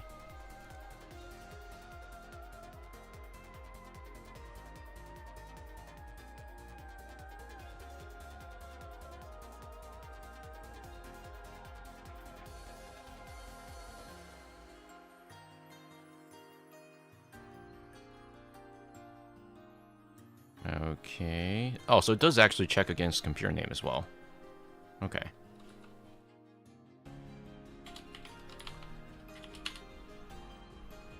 It's basically a string compare, like for lists.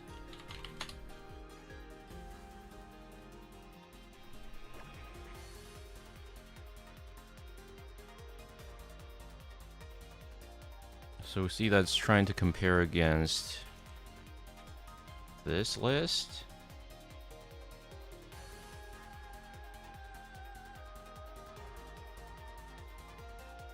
Ah, okay.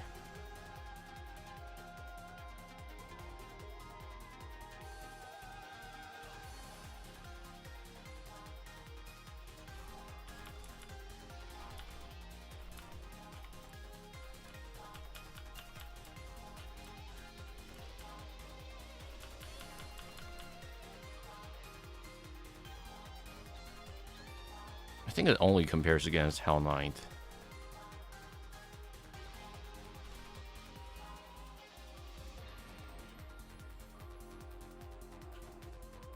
Okay.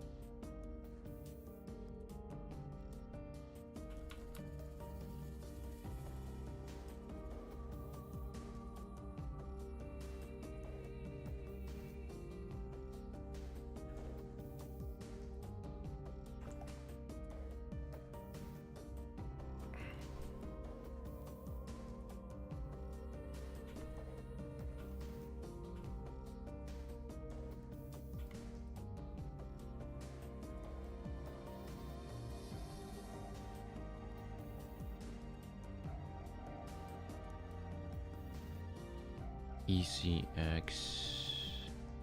Ah, there we go.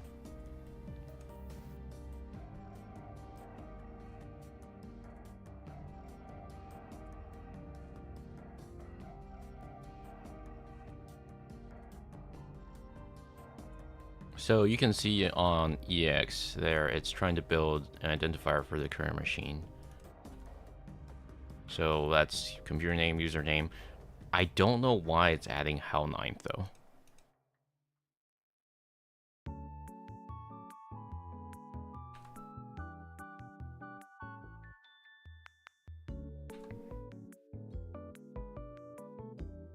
I want to go down here real quick. What is this thing that's not?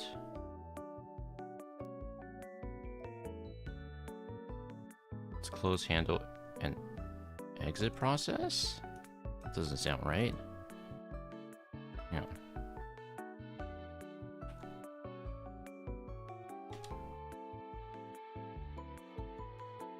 Push 1770. Ah, it's sleep. That's more like it.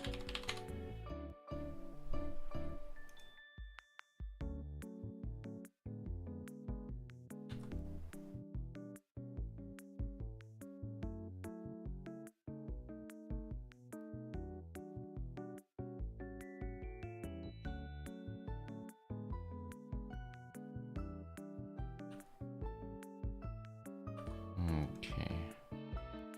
More interesting where this is.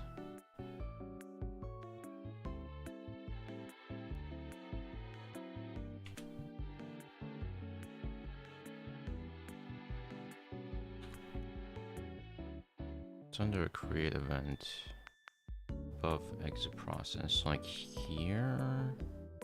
Yeah, here.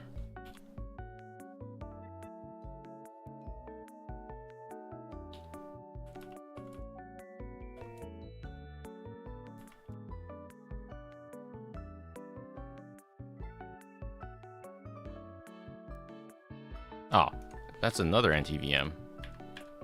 Checks for time manipulation.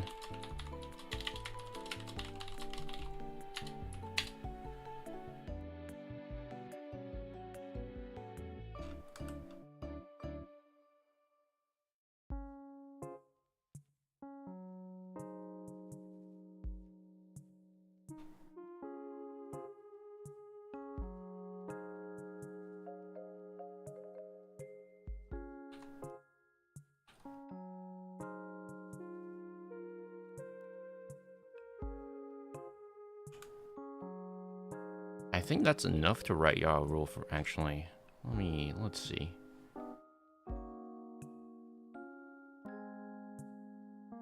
I want to write a YARA real quick against this.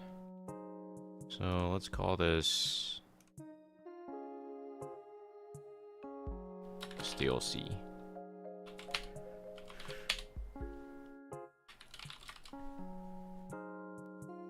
Is it lowercase c? I think it's lowercase c.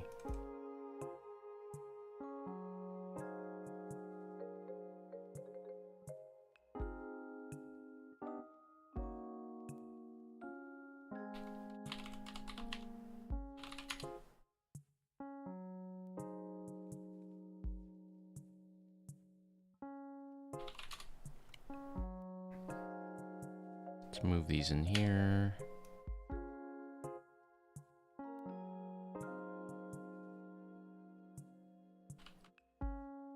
Paste that there.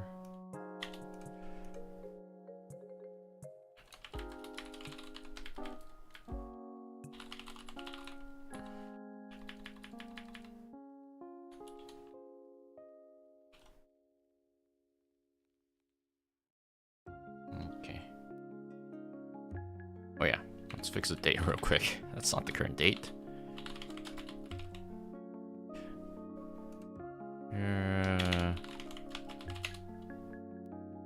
Okay, what am I doing? I could just type this out. I don't need an extension for that.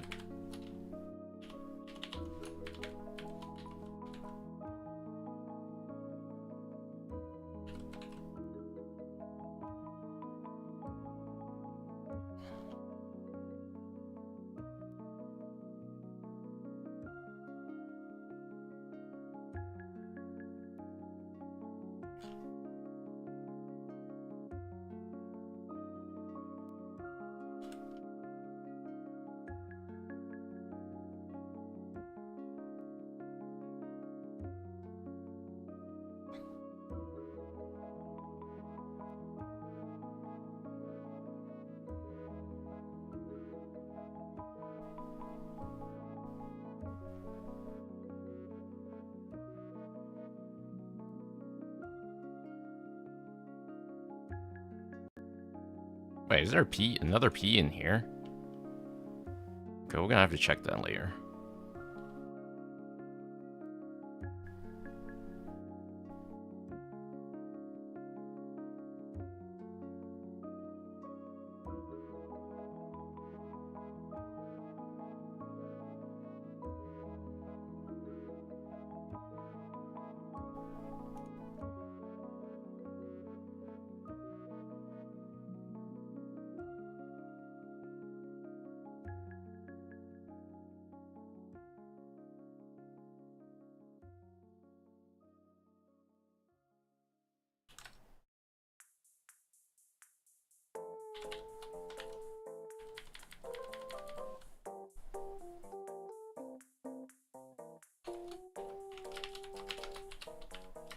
I just realized we're not listening to... I've been listening to this for a while. I thought we were listening to Animal Crossing, but no, it's royalty-free music similar to Animal Crossing. I didn't realize that until now.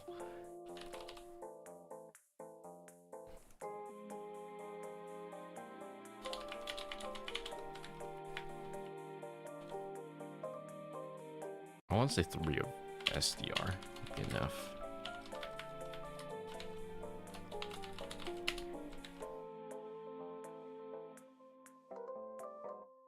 Let's double check that this works.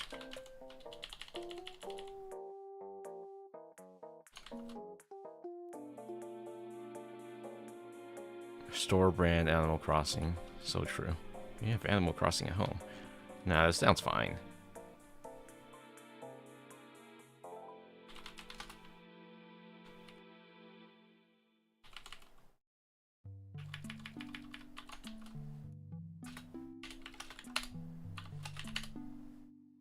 Okay, looks good. Now we match some instructions.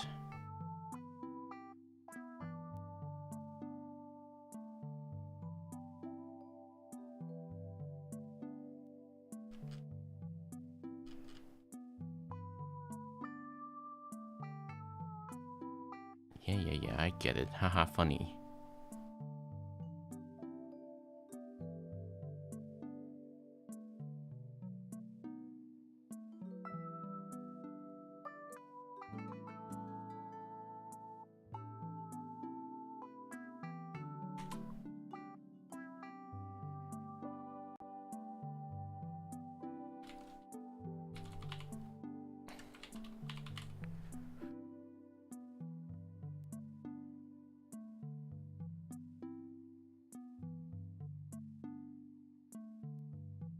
Chrome fuck new cookies.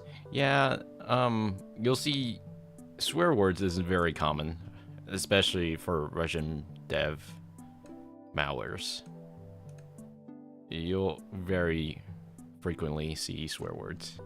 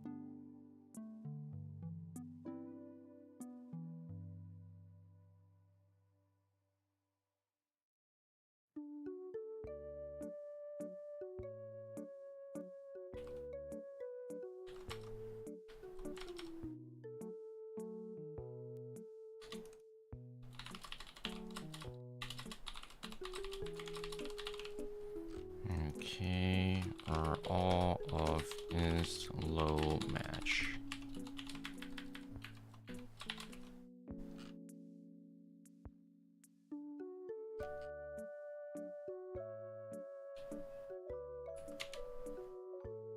Now we gotta look for unique ones. The ones I just captured, I would not consider unique enough. That's why I did all of them instead of any of them. I want to look at the embedded PE real quick. Extractor, can you dump that PE? Thank you. Give me that PE.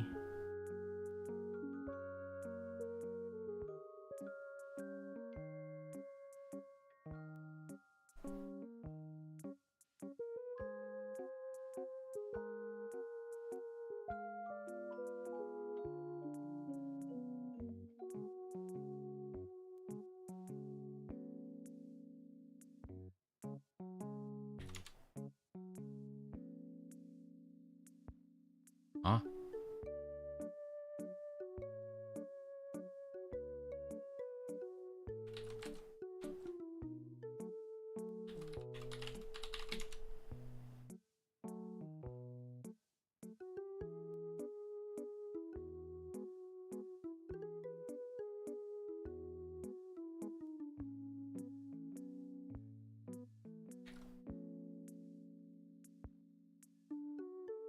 Oh, I see. Oh, okay, so it's trying to match for memory pattern.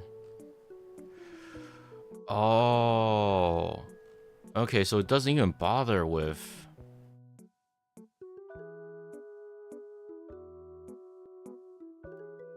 I thought they would at least try to communicate with the elevator service, but no, it's just do memory scanning.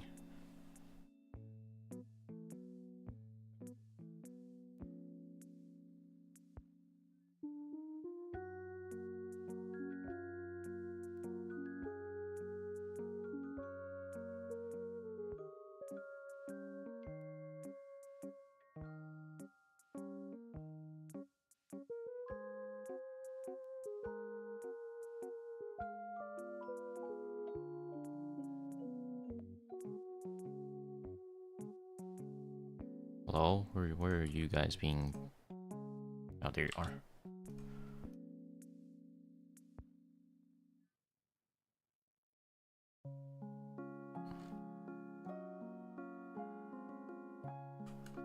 Well, at least these are in plain text. That means we can just do this.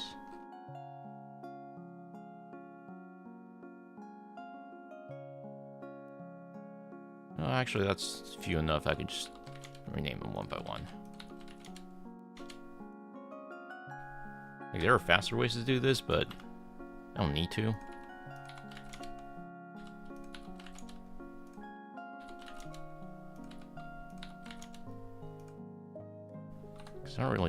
I really only need a few of them.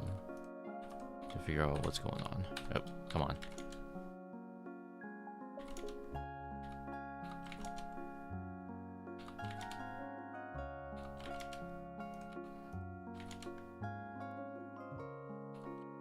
Thank you.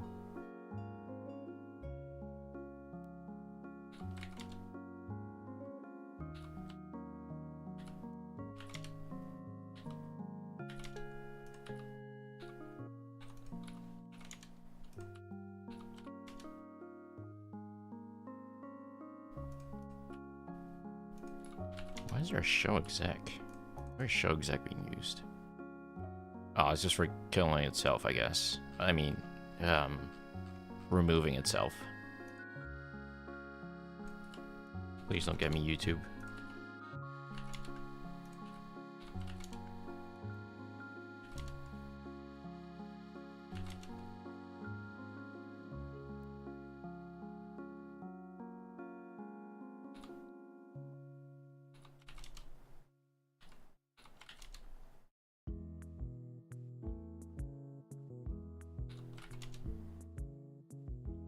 Why doesn't he create desktop, open desktop for?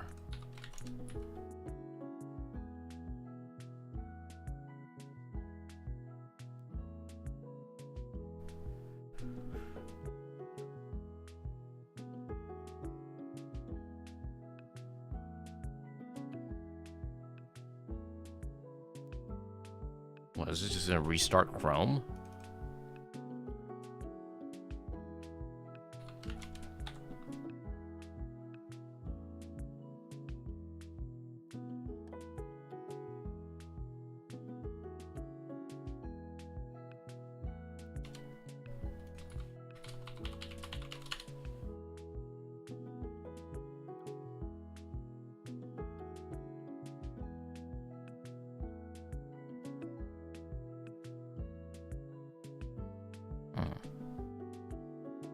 I can definitely tell you that's sleep. That's sleep. See, I told you.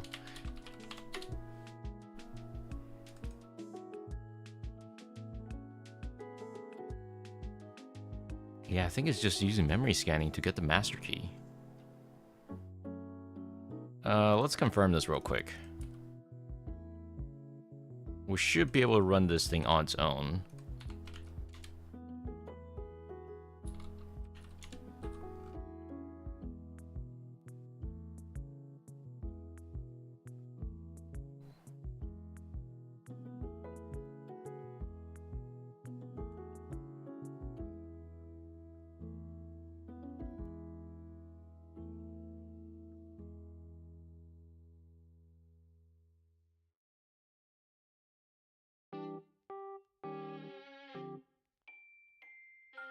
Oh, the C2 is not stored in here. Okay, I guess it must be passed in from elsewhere then.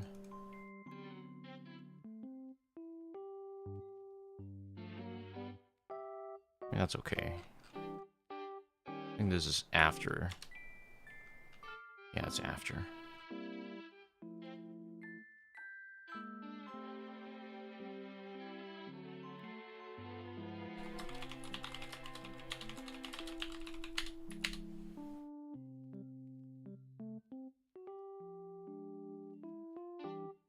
Let's set a breakpoint here. Sorry, I have to kill this first. Exit. And then we exit out here. Then it should save the font size. Nope, it didn't save the font size. Alright.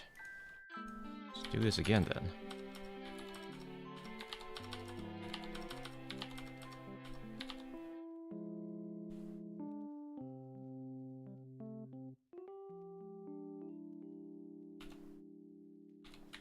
Okay, as I was saying, I want to set a breakpoint here.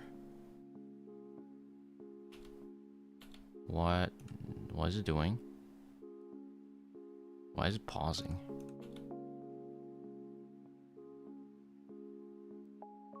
Or does it not like it when I execute it on its own? Hang on.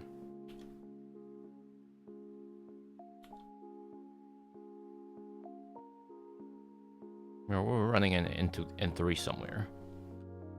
It's breaking some places. It's not letting me run. Cool. I'm not surprised if this P is broken outside of the thing that's supposed to run in.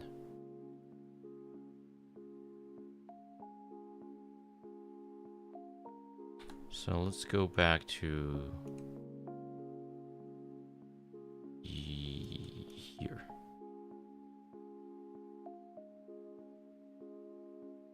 When does it even drop that P?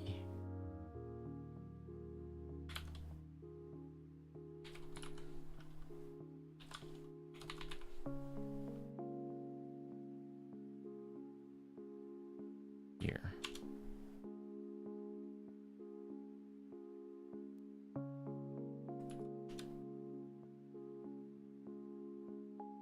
Ah, hello, V20. What do you know?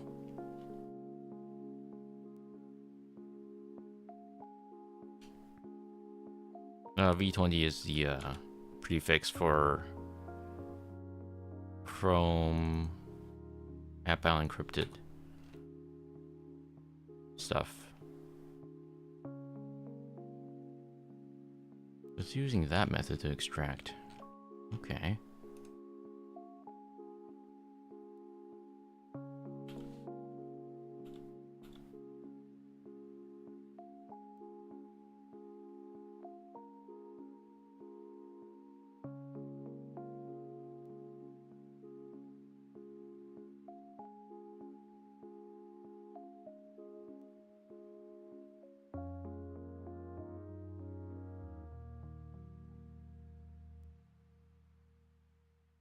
Can I run this as is? Or is it gonna crash? It crashed.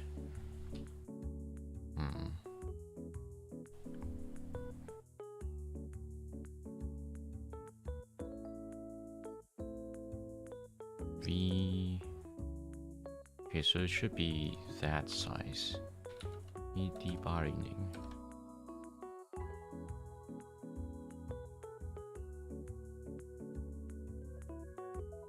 Does seem to be that size already.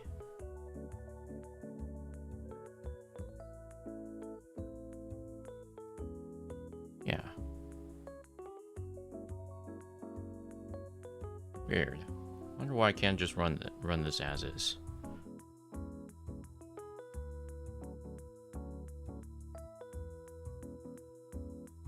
Oh, great. More IAT. That's not built yet. But this is a great process, I can tell. So that should just work as is then. Weird.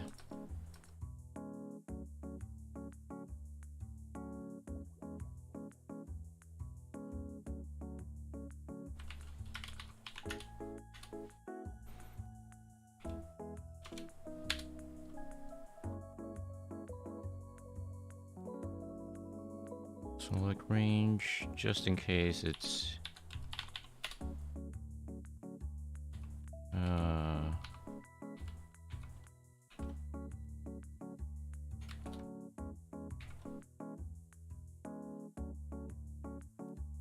just in case it was Detected Easy's fault. I doubt it, but...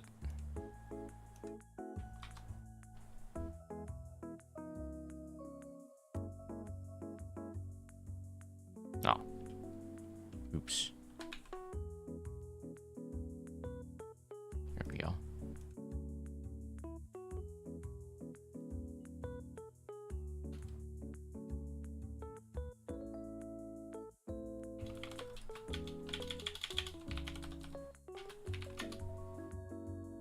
Oh, so it needed an argument. Oh. Oh, okay.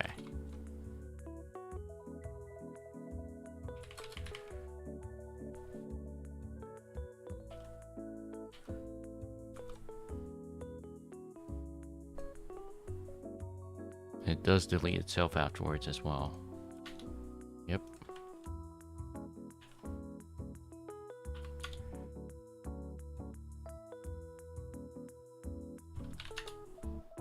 What? No, I just saved it.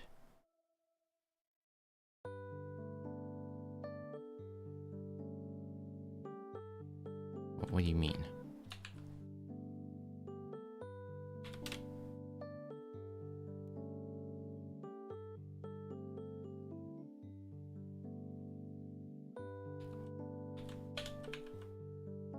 Okay. It's not letting me save. Try that again.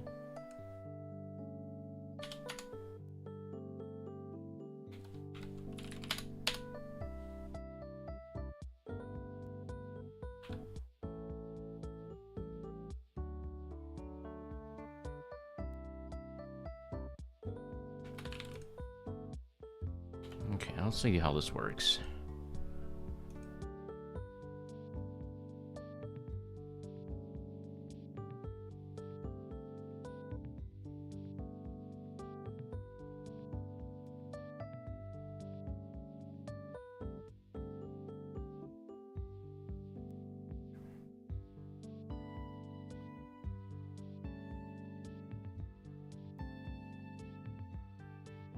Oh. Okay, it might take an encrypted string. And it's gonna try... Okay. Well, guess we'll see.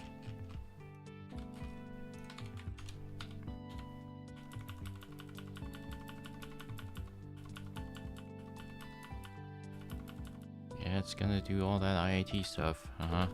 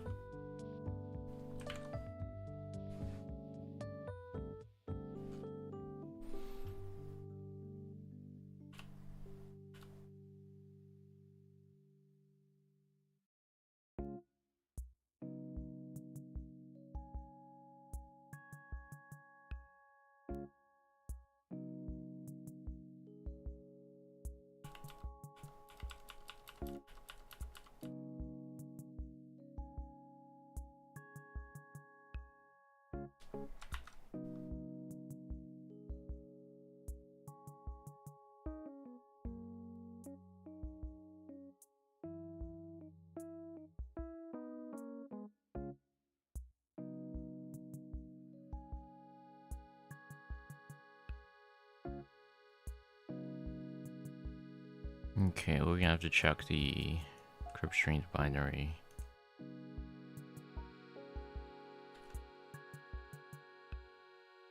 I assume that's base 64.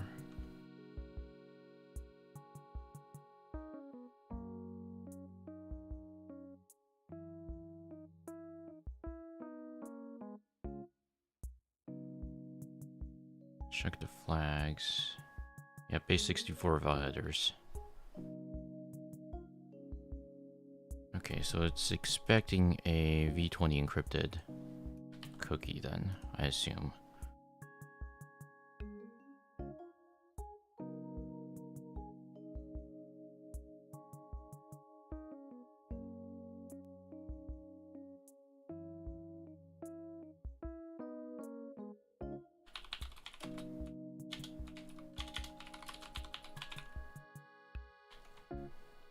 I don't have SQLite browser, do I?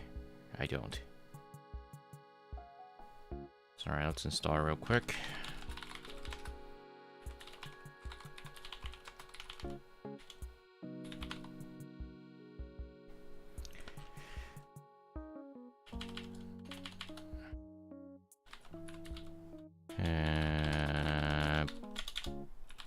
Bucket add extras.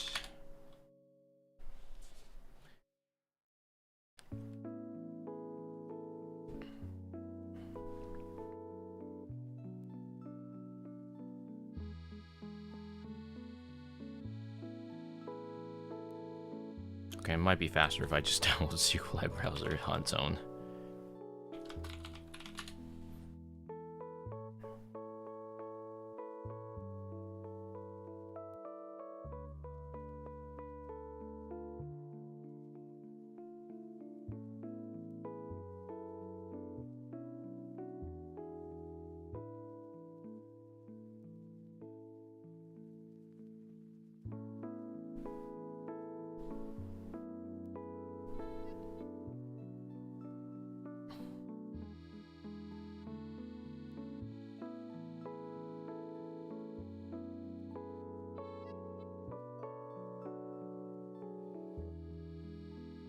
Sure, it's taking a while.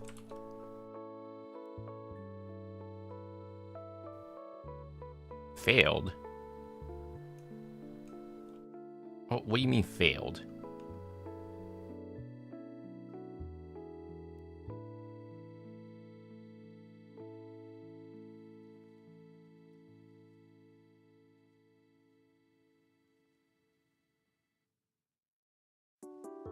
Okay, our network is really slow right now. That's what I get for having a quarantine network.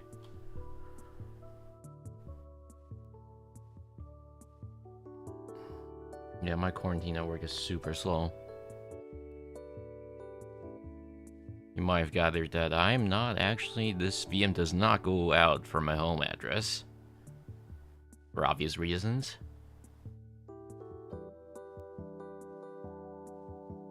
That's why it's super slow.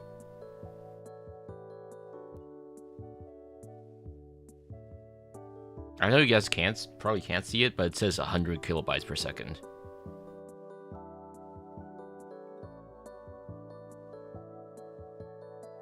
Probably wouldn't help if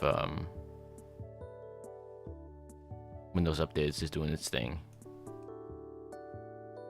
Stop failing! Oh my god. Okay. Plan C. I use a SQLite browser from my computer.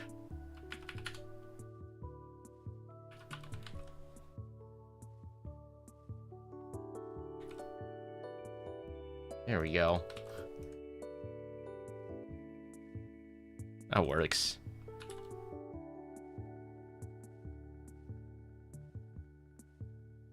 Okay, as I was saying, cookies.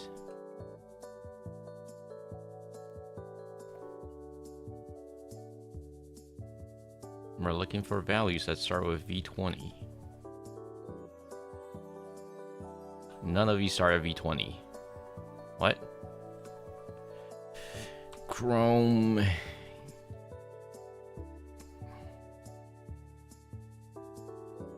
What version of Chrome am I using? Oh, we're using 126.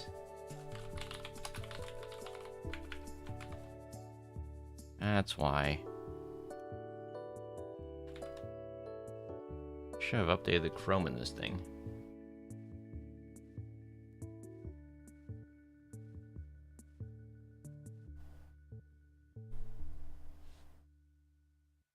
So the V20 strings will only show up after V127. Okay, what version are we on now? 129, okay. So let's clear the cookies.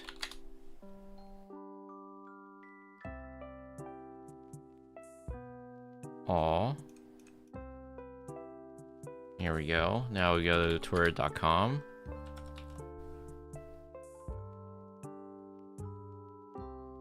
We should get ourselves some V20 cookies now, hopefully. Okay, let's try that again.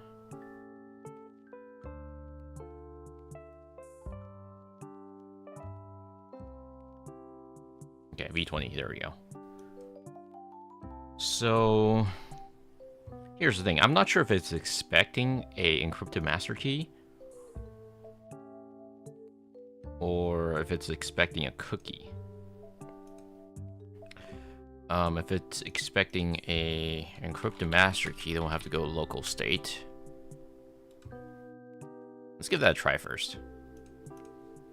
So there. Now we change that.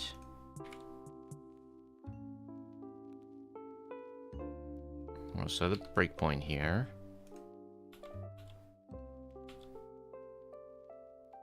Okay.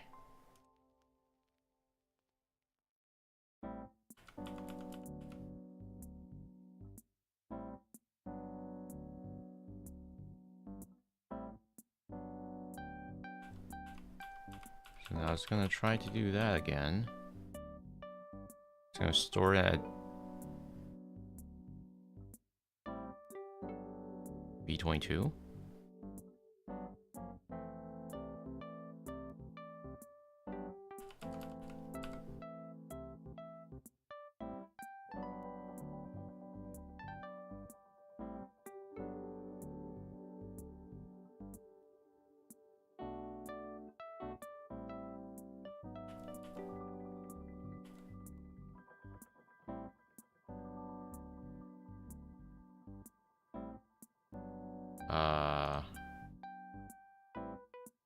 on a second.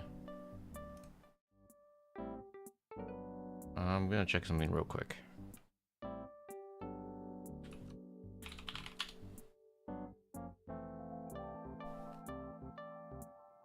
Because I got a little weird thing going on. I need to double check if it's something strange in my system.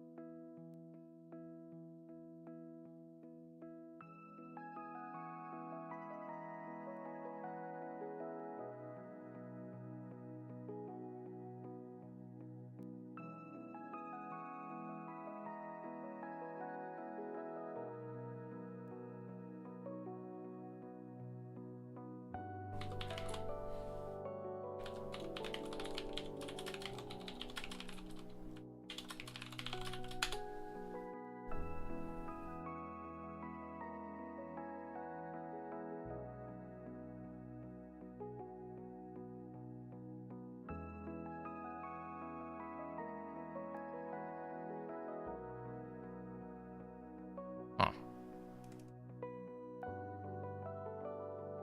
That was weird.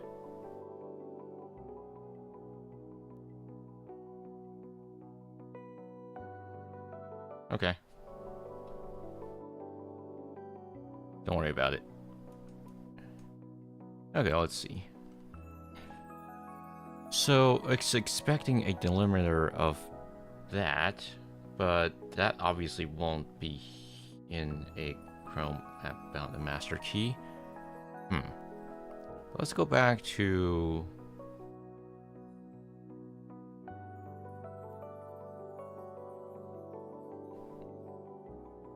this.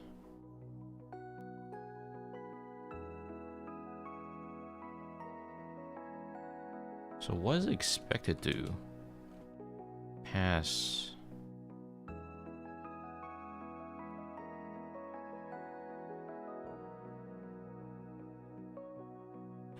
A1.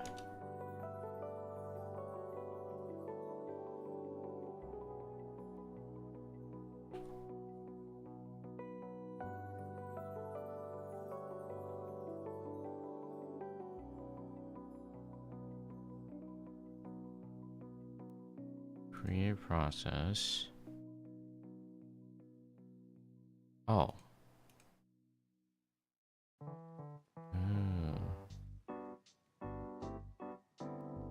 Okay.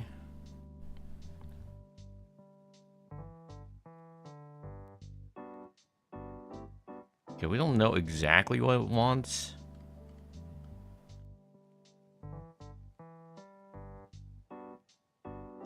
All we know is it takes a base 64 string. A1 plus Rx 10.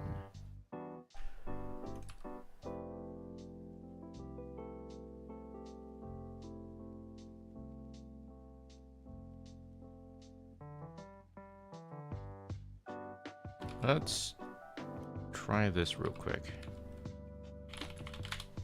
Roll.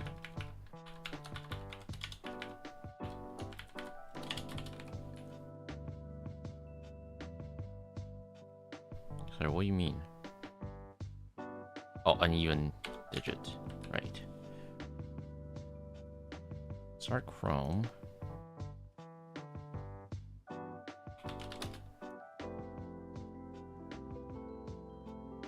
Path.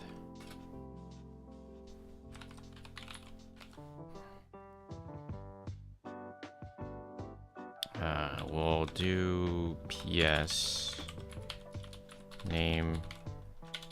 Oh, we'll do Chrome.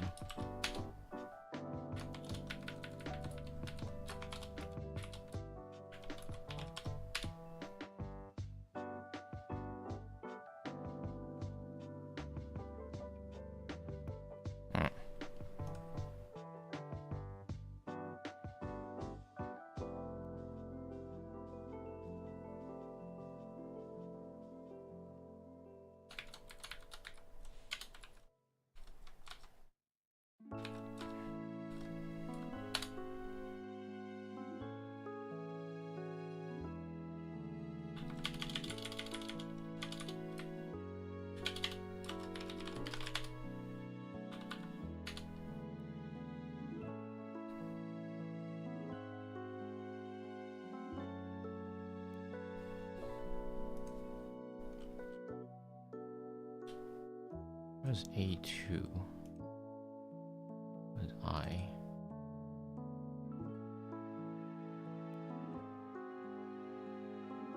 Huh?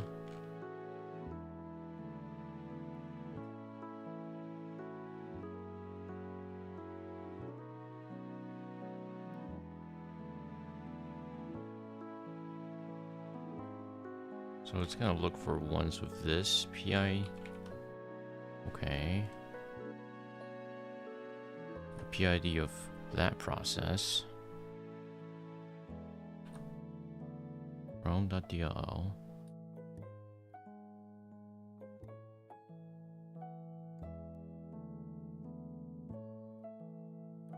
Well, let's see if this is documented.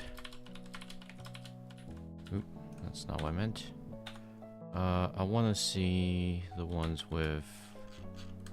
What was it?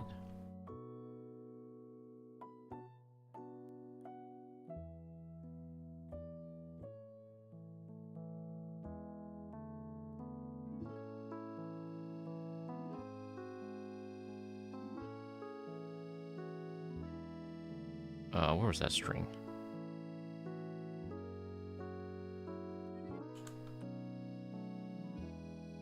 Here. Here.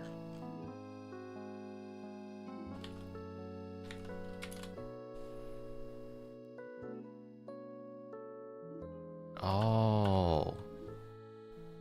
Oh, that's how cookie cats work. Right. I've seen cookie cats before.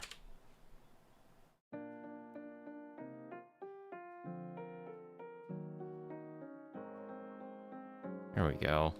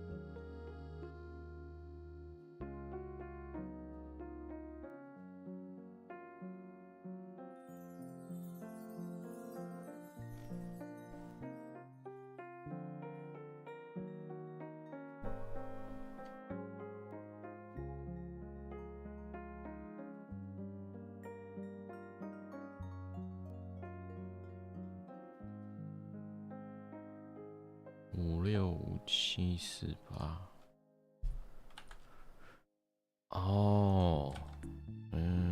Okay. I was looking for Chrome DLL. That's what the V5s are for.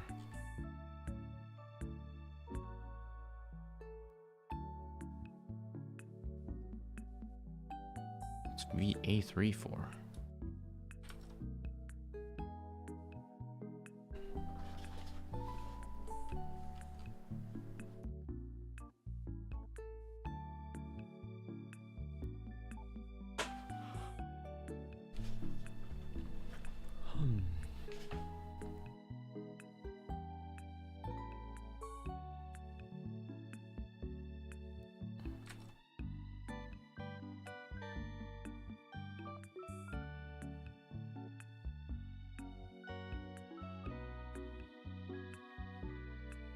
There is no person with a computer RAM enough to run more than 100 Chrome instances. That's a good one.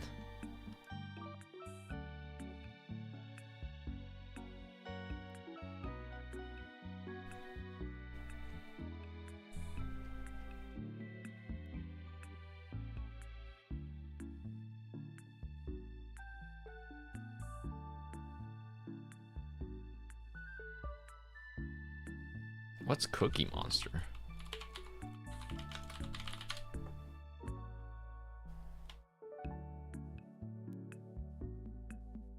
Oh. Okay.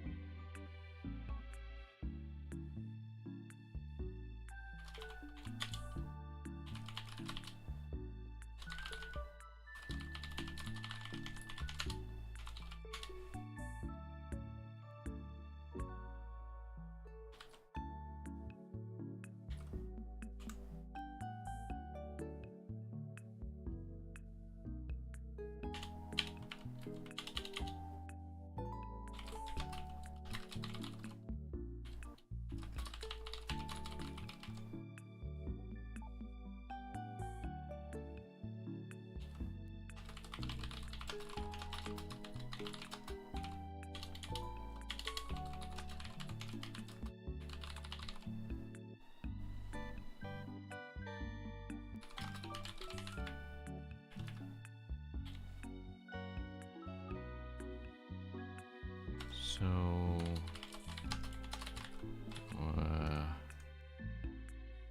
want this.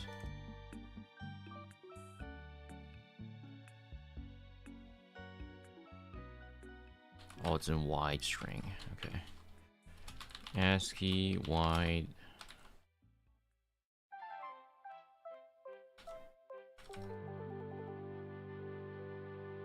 We're expecting this type of pattern, I guess.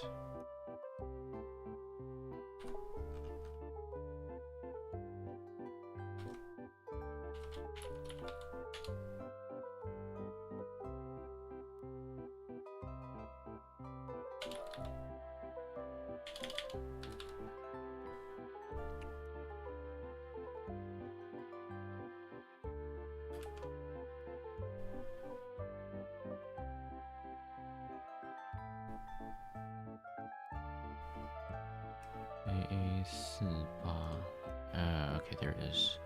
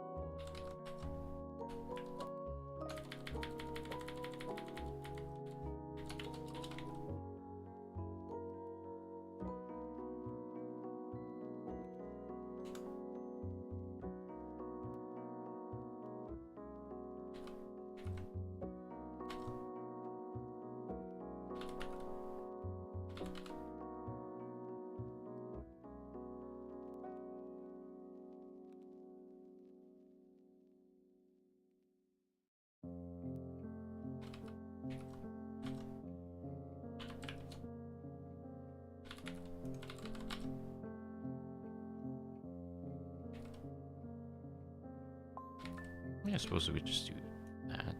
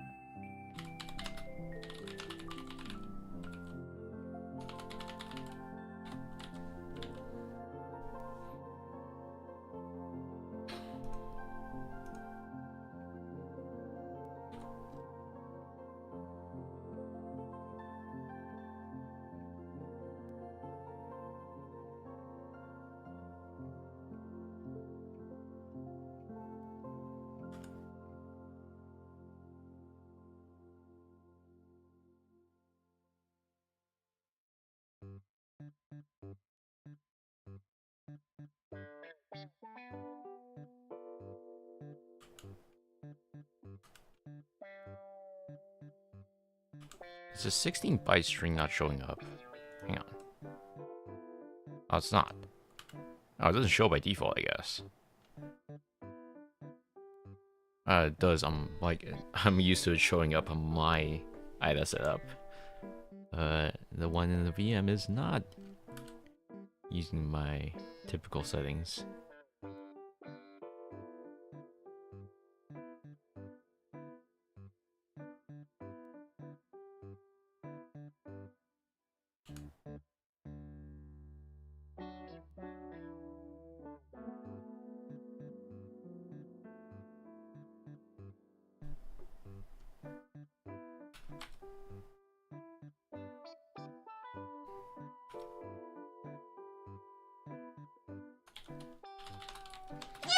Oh, hello.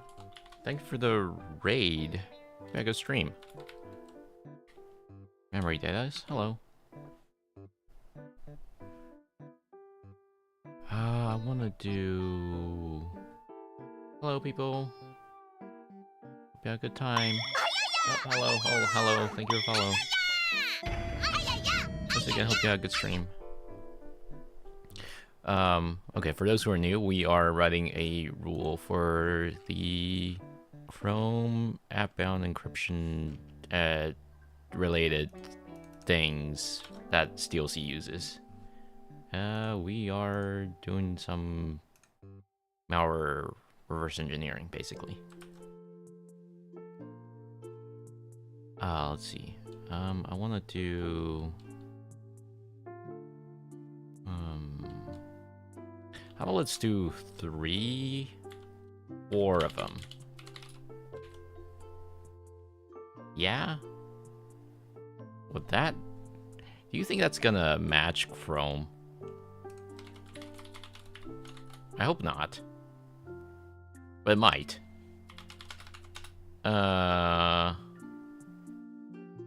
PS Chrome that .id. Oh, okay, it does. Shoot.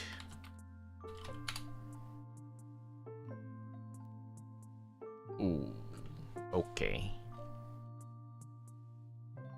Wait. Let's close out these 2 pages first. I think that might be why. Hang on.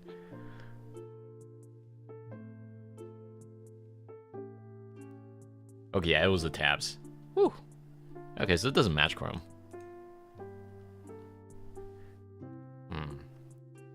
Okay. I guess that should be safe enough then.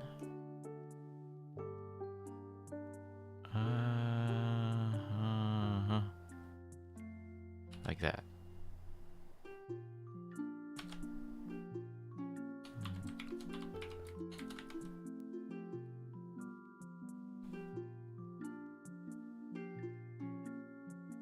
How's an odd number of...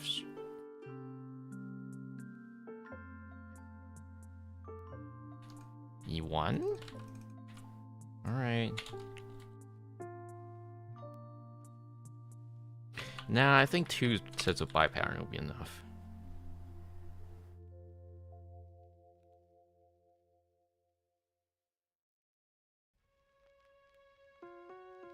And then we'll do...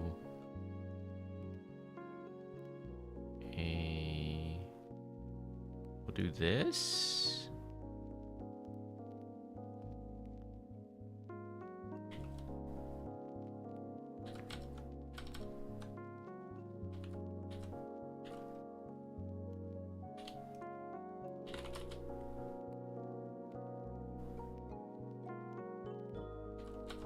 That. And then we'll pick...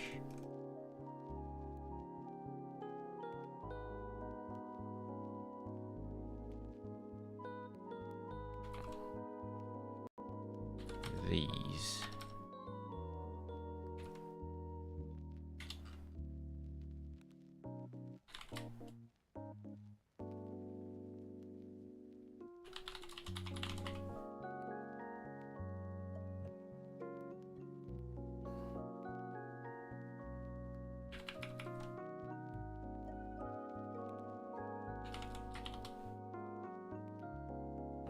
4 of SDR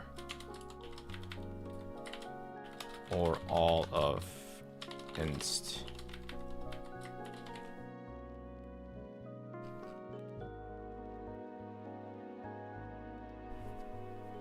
Is this gonna match Cookie Cats?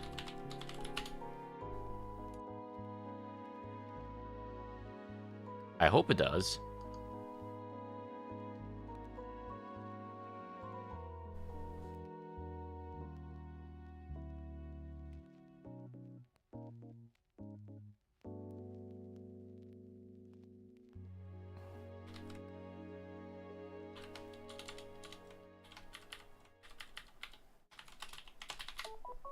Ooh, it doesn't.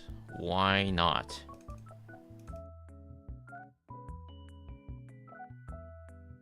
I was hoping it would.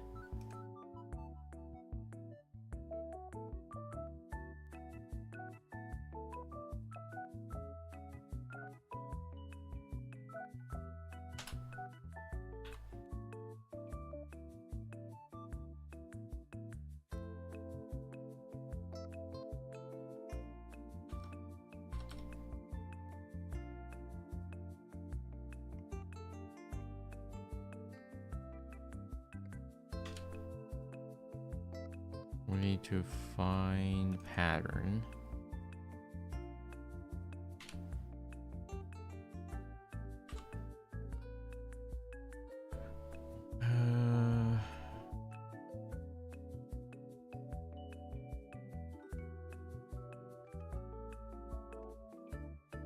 Find DLL pattern.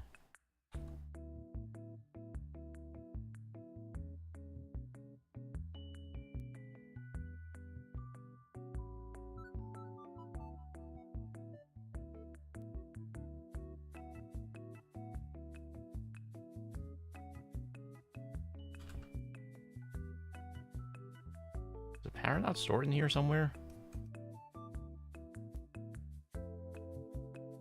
Because if so, that would make sense why it's not matching.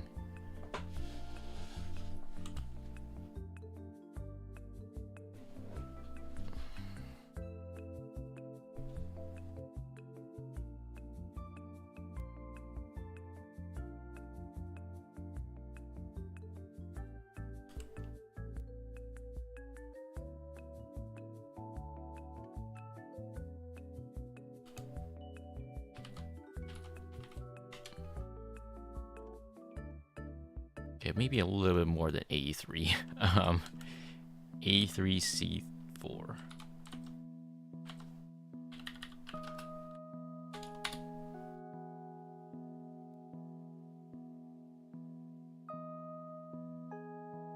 Two eight.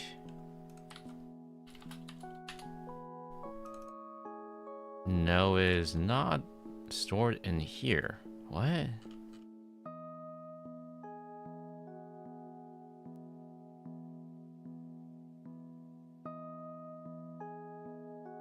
Huh?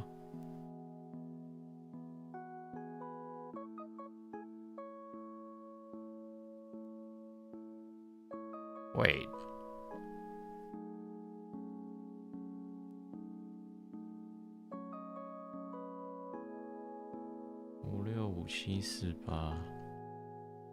Hang on. Oh, it's stored in it's stored in a form on it's stored on a stack. That's why.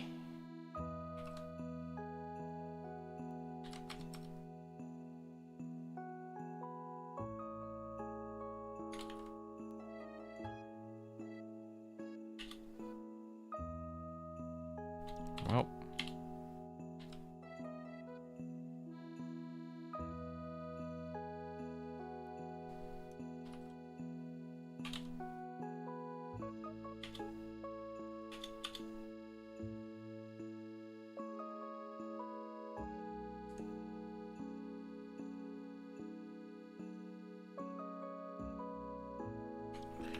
let's do the same for this.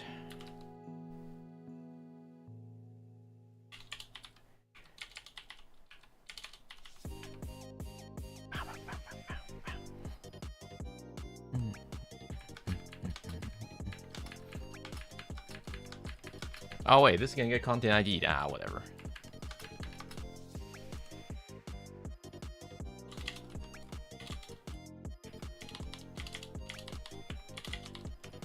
It'll be fine.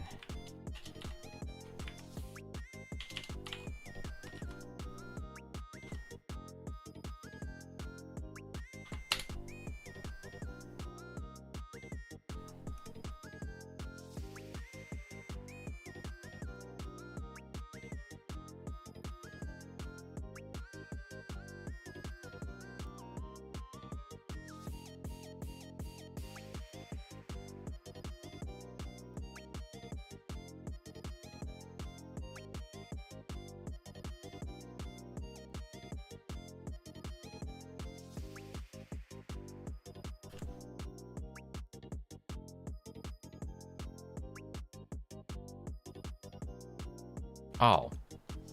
What? Okay, let's do...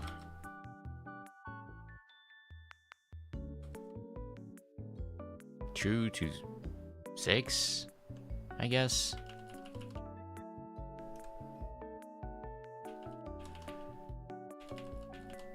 Two to 6. Well, that might slow down scanning. Oh, it doesn't. Huh. Alright, well, sure.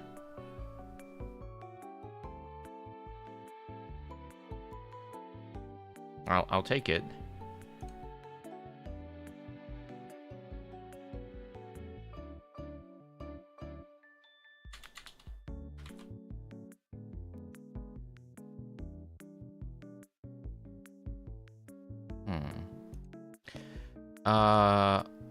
Okay, I think we're mostly done then. Written rules that detected, but I would like to know... I would like to find out about where the C2 is before we call the stream. Where is the C2? I don't even see a config anywhere.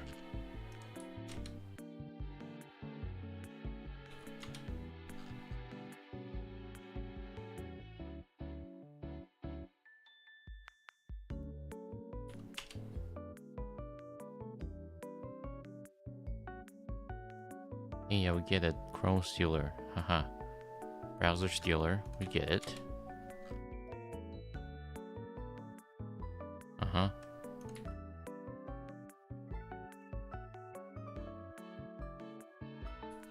Go back.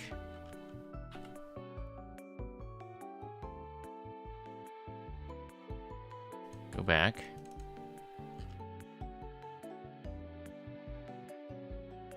I want to make the font a little bit smaller so this is actually easier to navigate.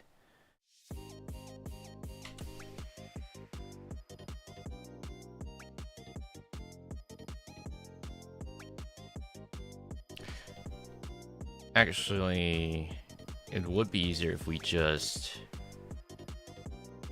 Recent files...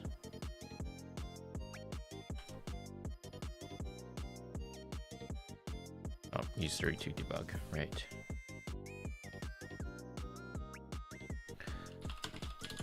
So we'll run until connect or something.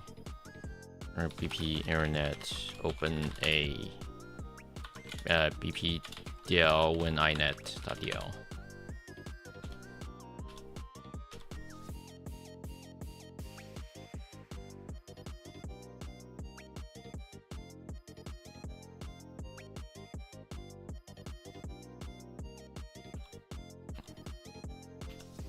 Okay. bp internet open a internet connect. Okay, there's a C2. Hello.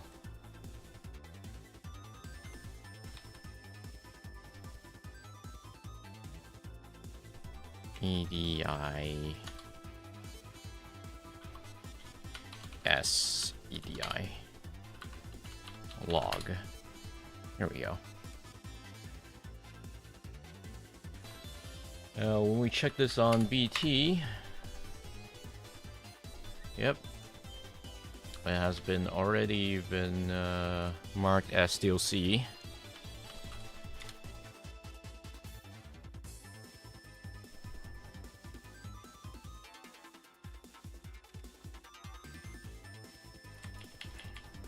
Okay, you can't see it. I can promise you, beyond what this says, people have already added to the Stealc collection. And we can even see the AUD.txt that we saw before.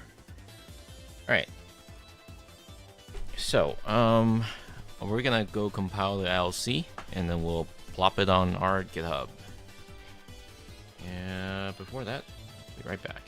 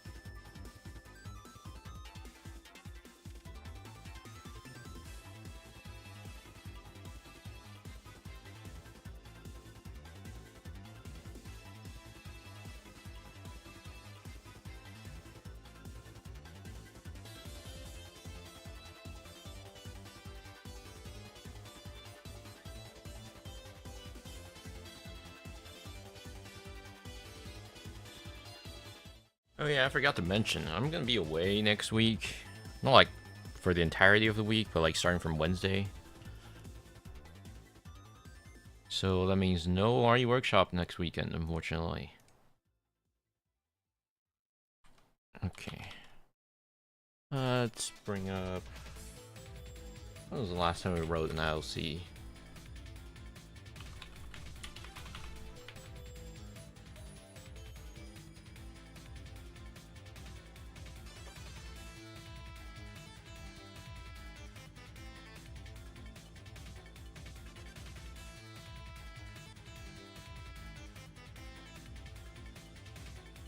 Yes, Codium.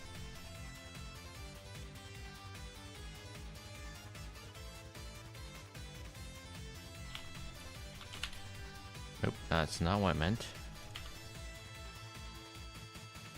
Let's drop that in here.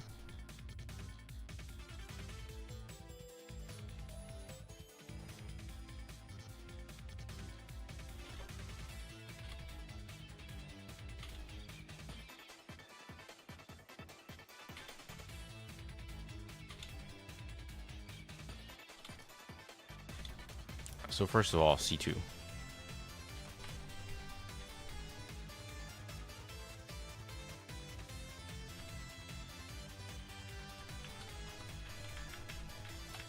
So write that IP address for him.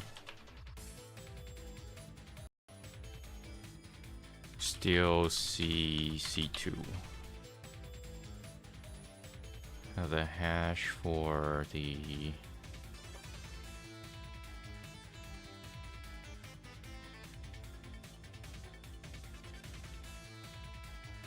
oh, did I actually write over it? Right, hang on.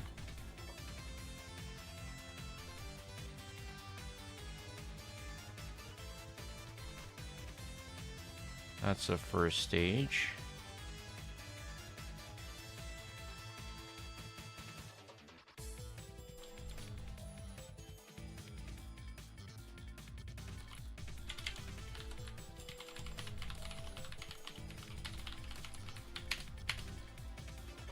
Drop that in there.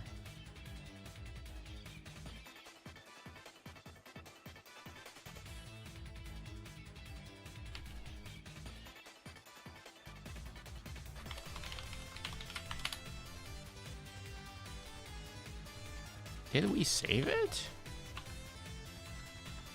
Curl.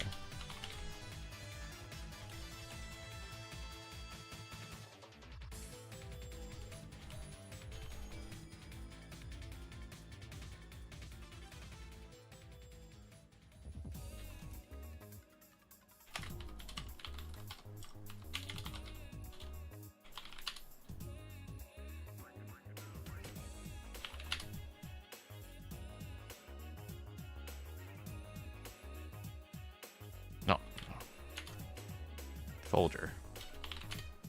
Thank you. Yeah, don't ask.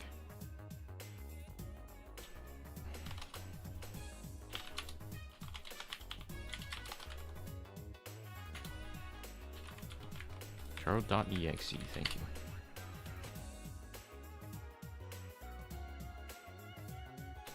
Second stage downloader. PS1.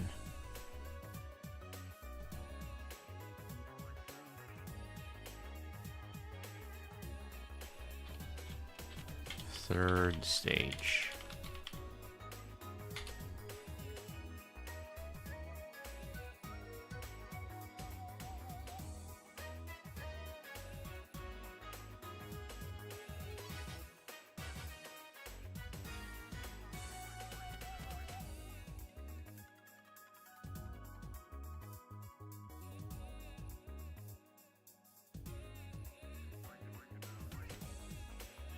Well, actually, that's more like second stage. And we'll do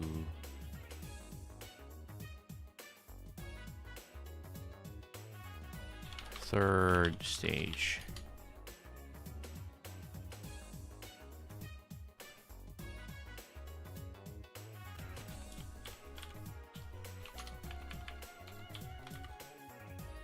Okay, apparently internet cut out for a little bit there.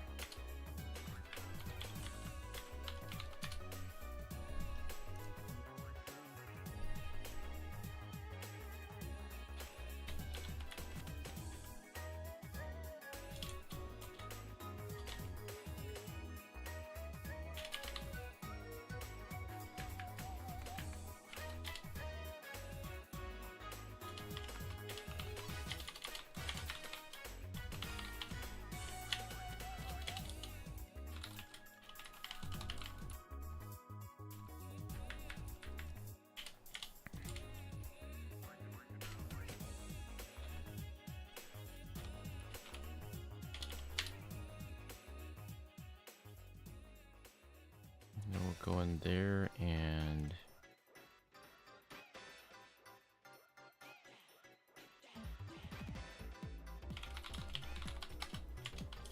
I don't have the thing that renames the sample here.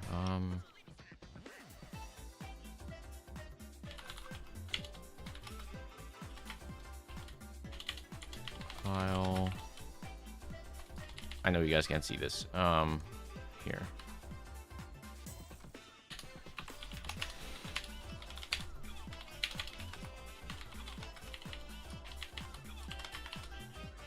Get file hash.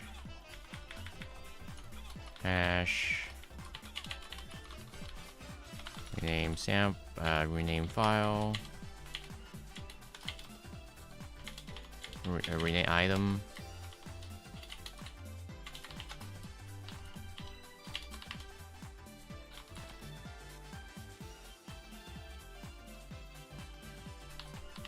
Extension dash hash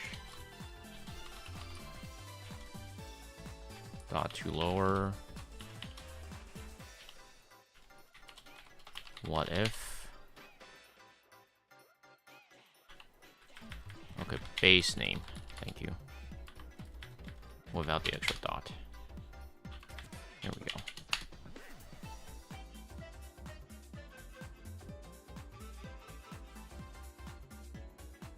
And copy as path.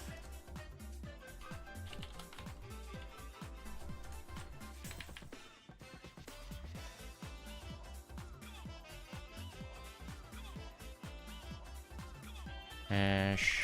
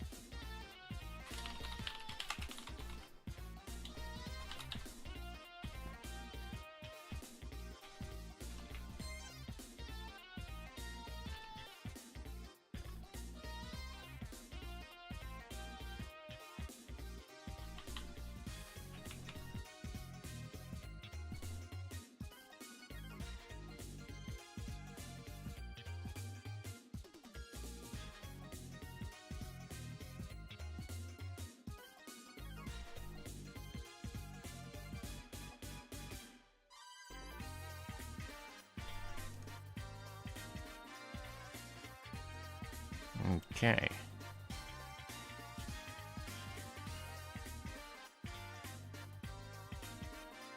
I'm also gonna save the IDBs.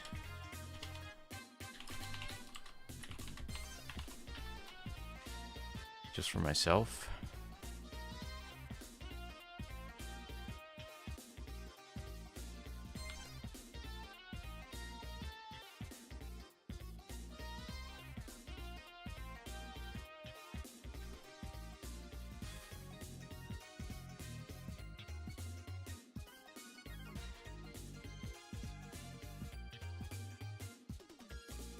Oh yeah, I guess I should save the showcode as well.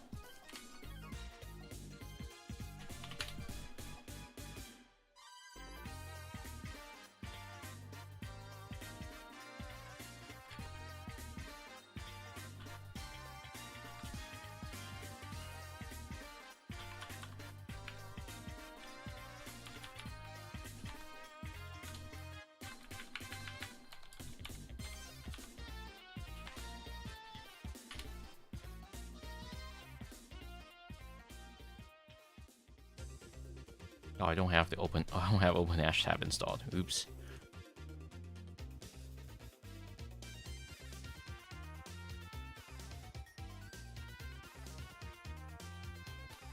It's fine. We can just.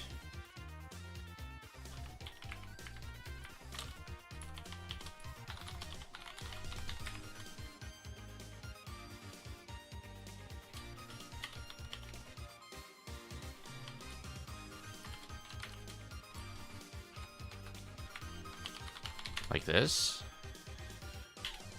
Ow. Oops. This. Yeah, there we go.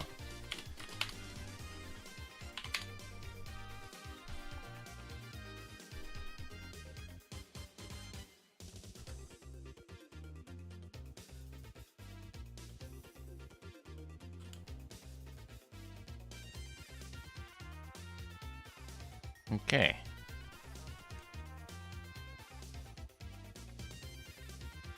I think we can move these onto our REWorkshop folder now. So today is October 4th.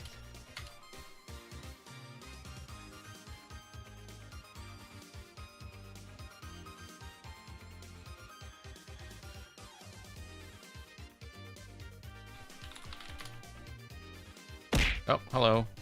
Blank, welcome back. Sip.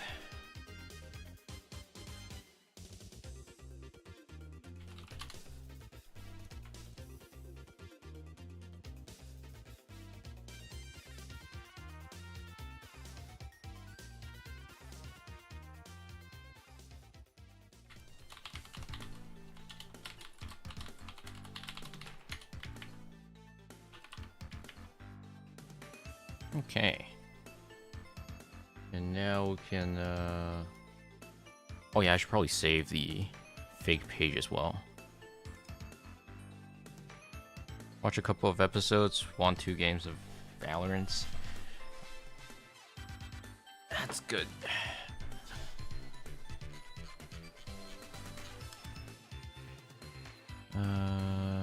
Yep. And move that into ILC as well.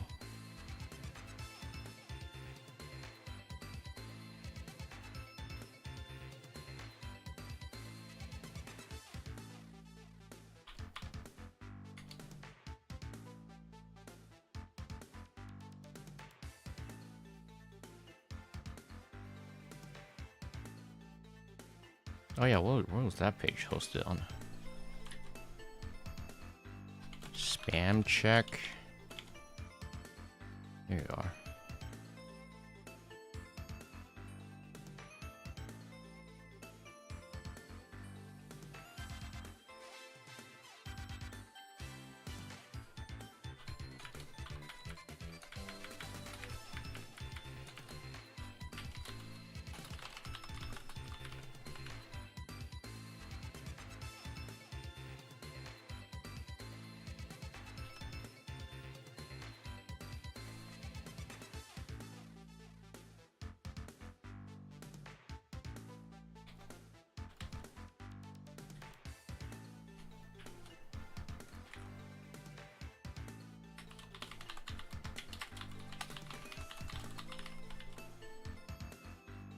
Okay. And now we can prepare to upload these to Yara Hub. We'll do that right now. abuse.ch. Almost typed bizarre.ch. We're gonna upload. Let's do Yara if I log in. You guys won't be able to see this for obvious reasons. I don't want to leak anything.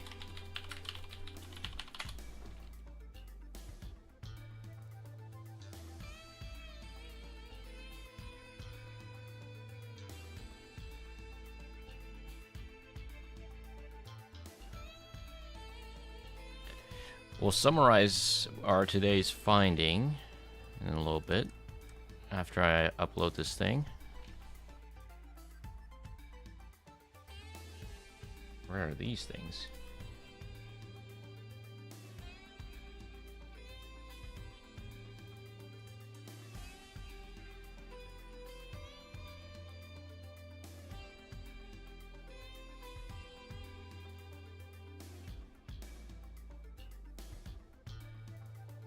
I should probably encrypt these actually.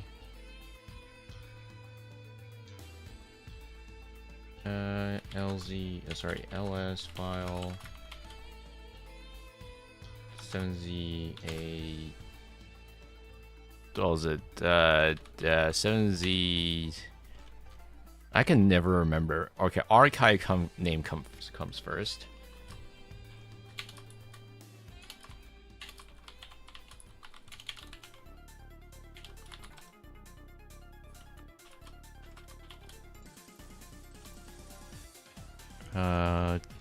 Dash P.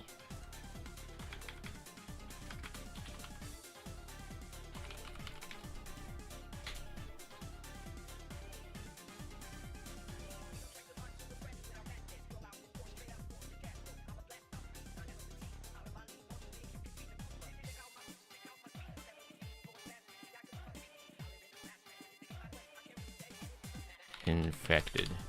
There we go.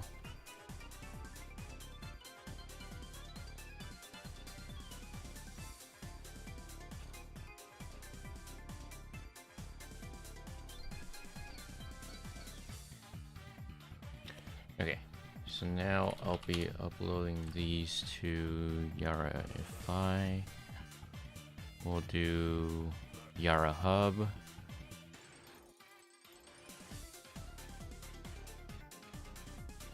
We'll do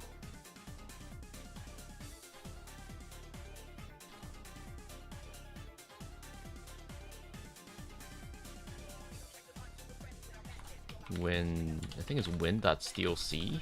Yeah, win.stealc.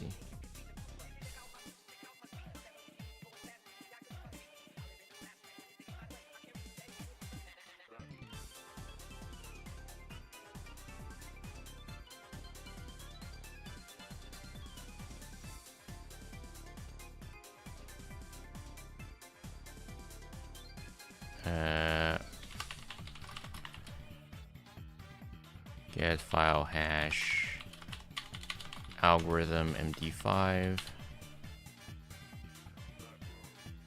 This is why I miss Windows Terminal. I can't zoom in with the old terminal. Okay, so it should be this.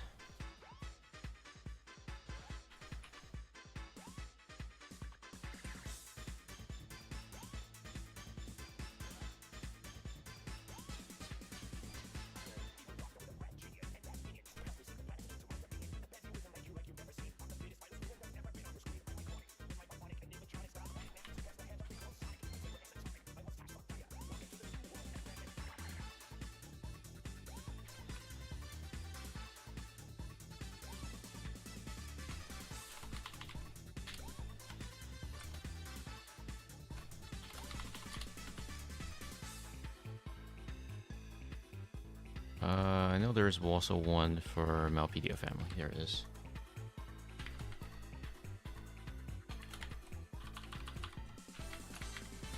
win.stealc. Okay.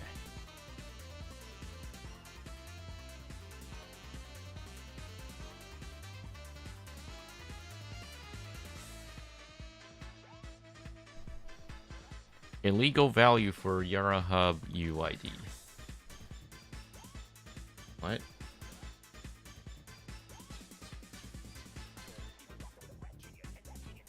Okay. Try that again.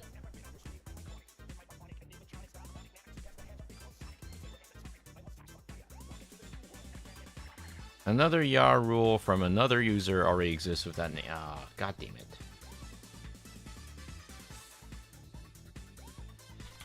Stealer.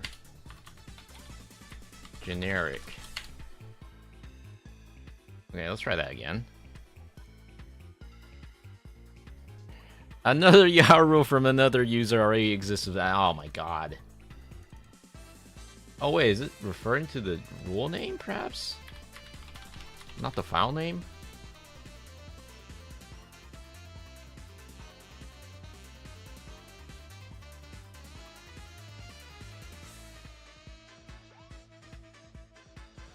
Oh, there we go.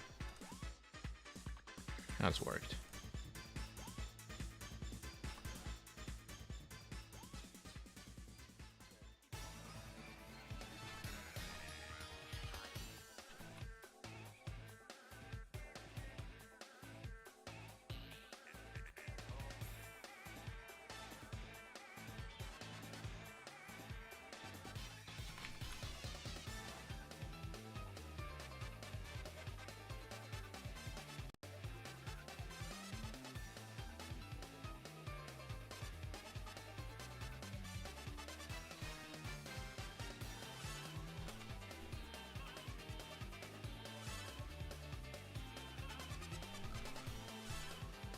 Okay.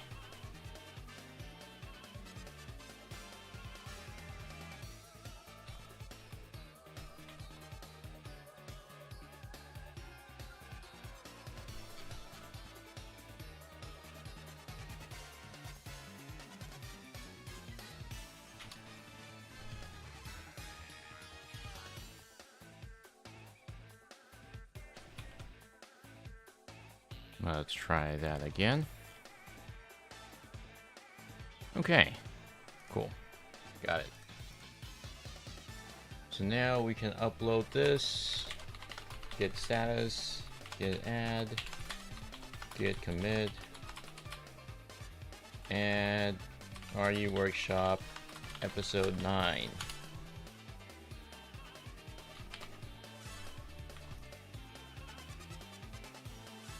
Git push.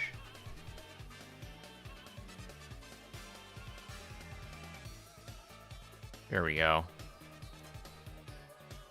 Okay, so now it should be on our GitHub.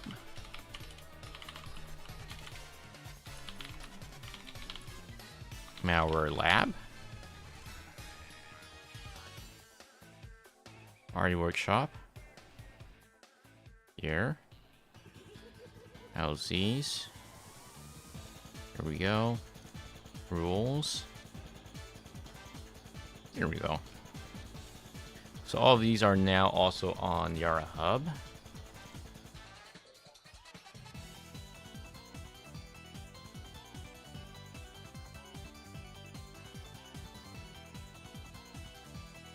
How do I see my public profile again?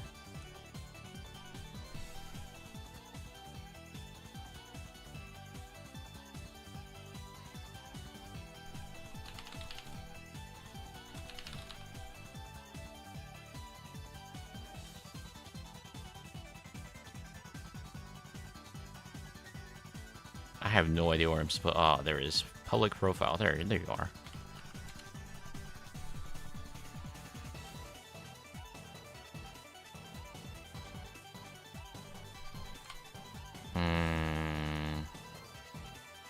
Okay, that's because it hasn't matched anything yet. That's why it's not showing up on here, I think. I think.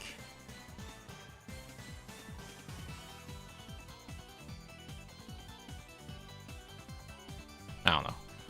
Well, either way, let me also upload these samples here.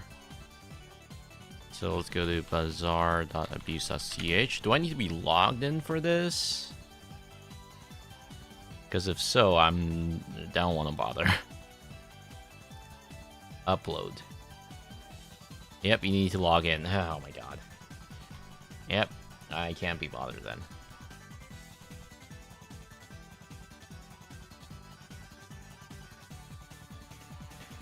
Okay, well, you can find today's samples under here. If you want to upload it to Bazaar, feel free.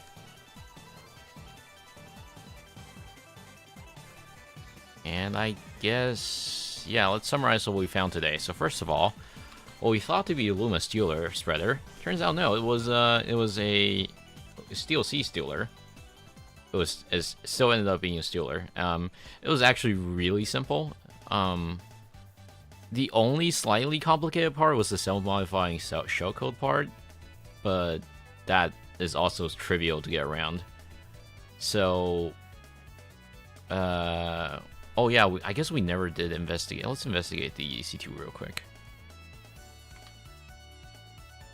Can I look it up on FOFA without logging in?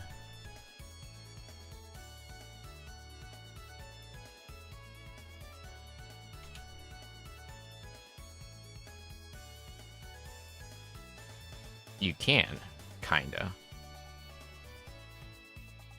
I just assume you won't be able to do much of a search with it. Without logging in, that is. I assume... also, these aren't exactly unique anyways. Check census.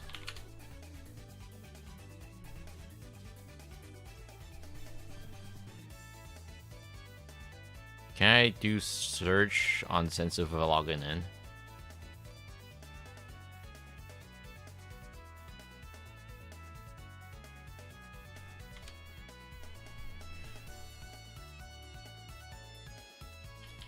Doesn't return a whole lot, unfortunately. Yeah. All we know is it's hosted in Netherlands.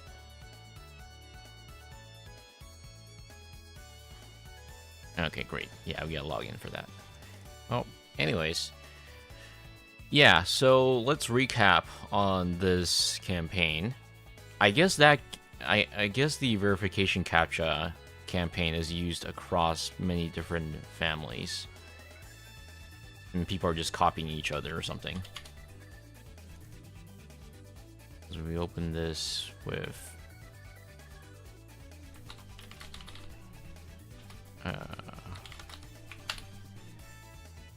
yeah. All of them have to have the same style of, hey, do this, paste it into your run thing. So, if you're not tech savvy, first of all, I don't know why you're still watching this. Second, if you ever see this type of stuff, if someone ever tells you to paste things into your run window, go consult another tech savvy person first before doing so, because that could be bad.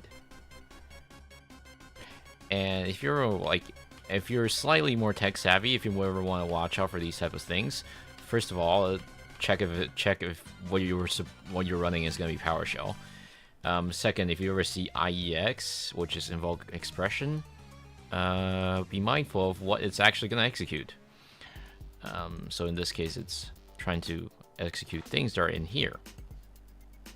And if you can, also take a look at what's about to be executed. Like, follow down the URL, preferably in a VM. Don't do it on your actual machine. And another thing I've learned today is, first of all, I actually hadn't seen... I'm not too familiar with Stealers in general, so it's good to be able to see what Stealer C is like. Second is...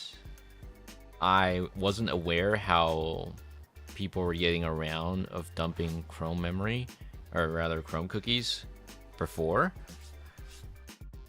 without using elevator service. But now we've learned that. Well, I've already known that Chrome Cats was the thing, but I didn't know people were actually using the same technique in their Stealers. I always thought it was something a little bit more advanced, but no, it's just more or less using the same thing from Chrome Cats. Okay, I guess that's about it. Don't think there's much of anyone watching. I think. Let's see if I can send you guys over for a raid.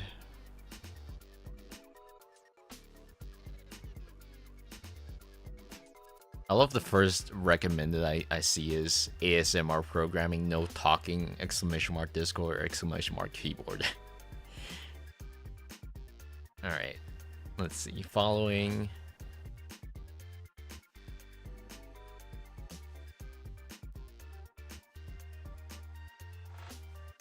Jolly is streaming. Another VTuber is doing Spooky Months, Ichio Games.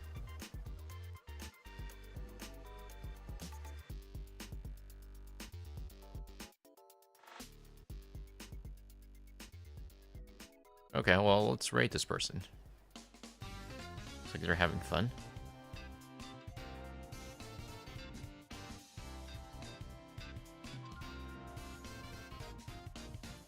Alright, I'll see you guys later.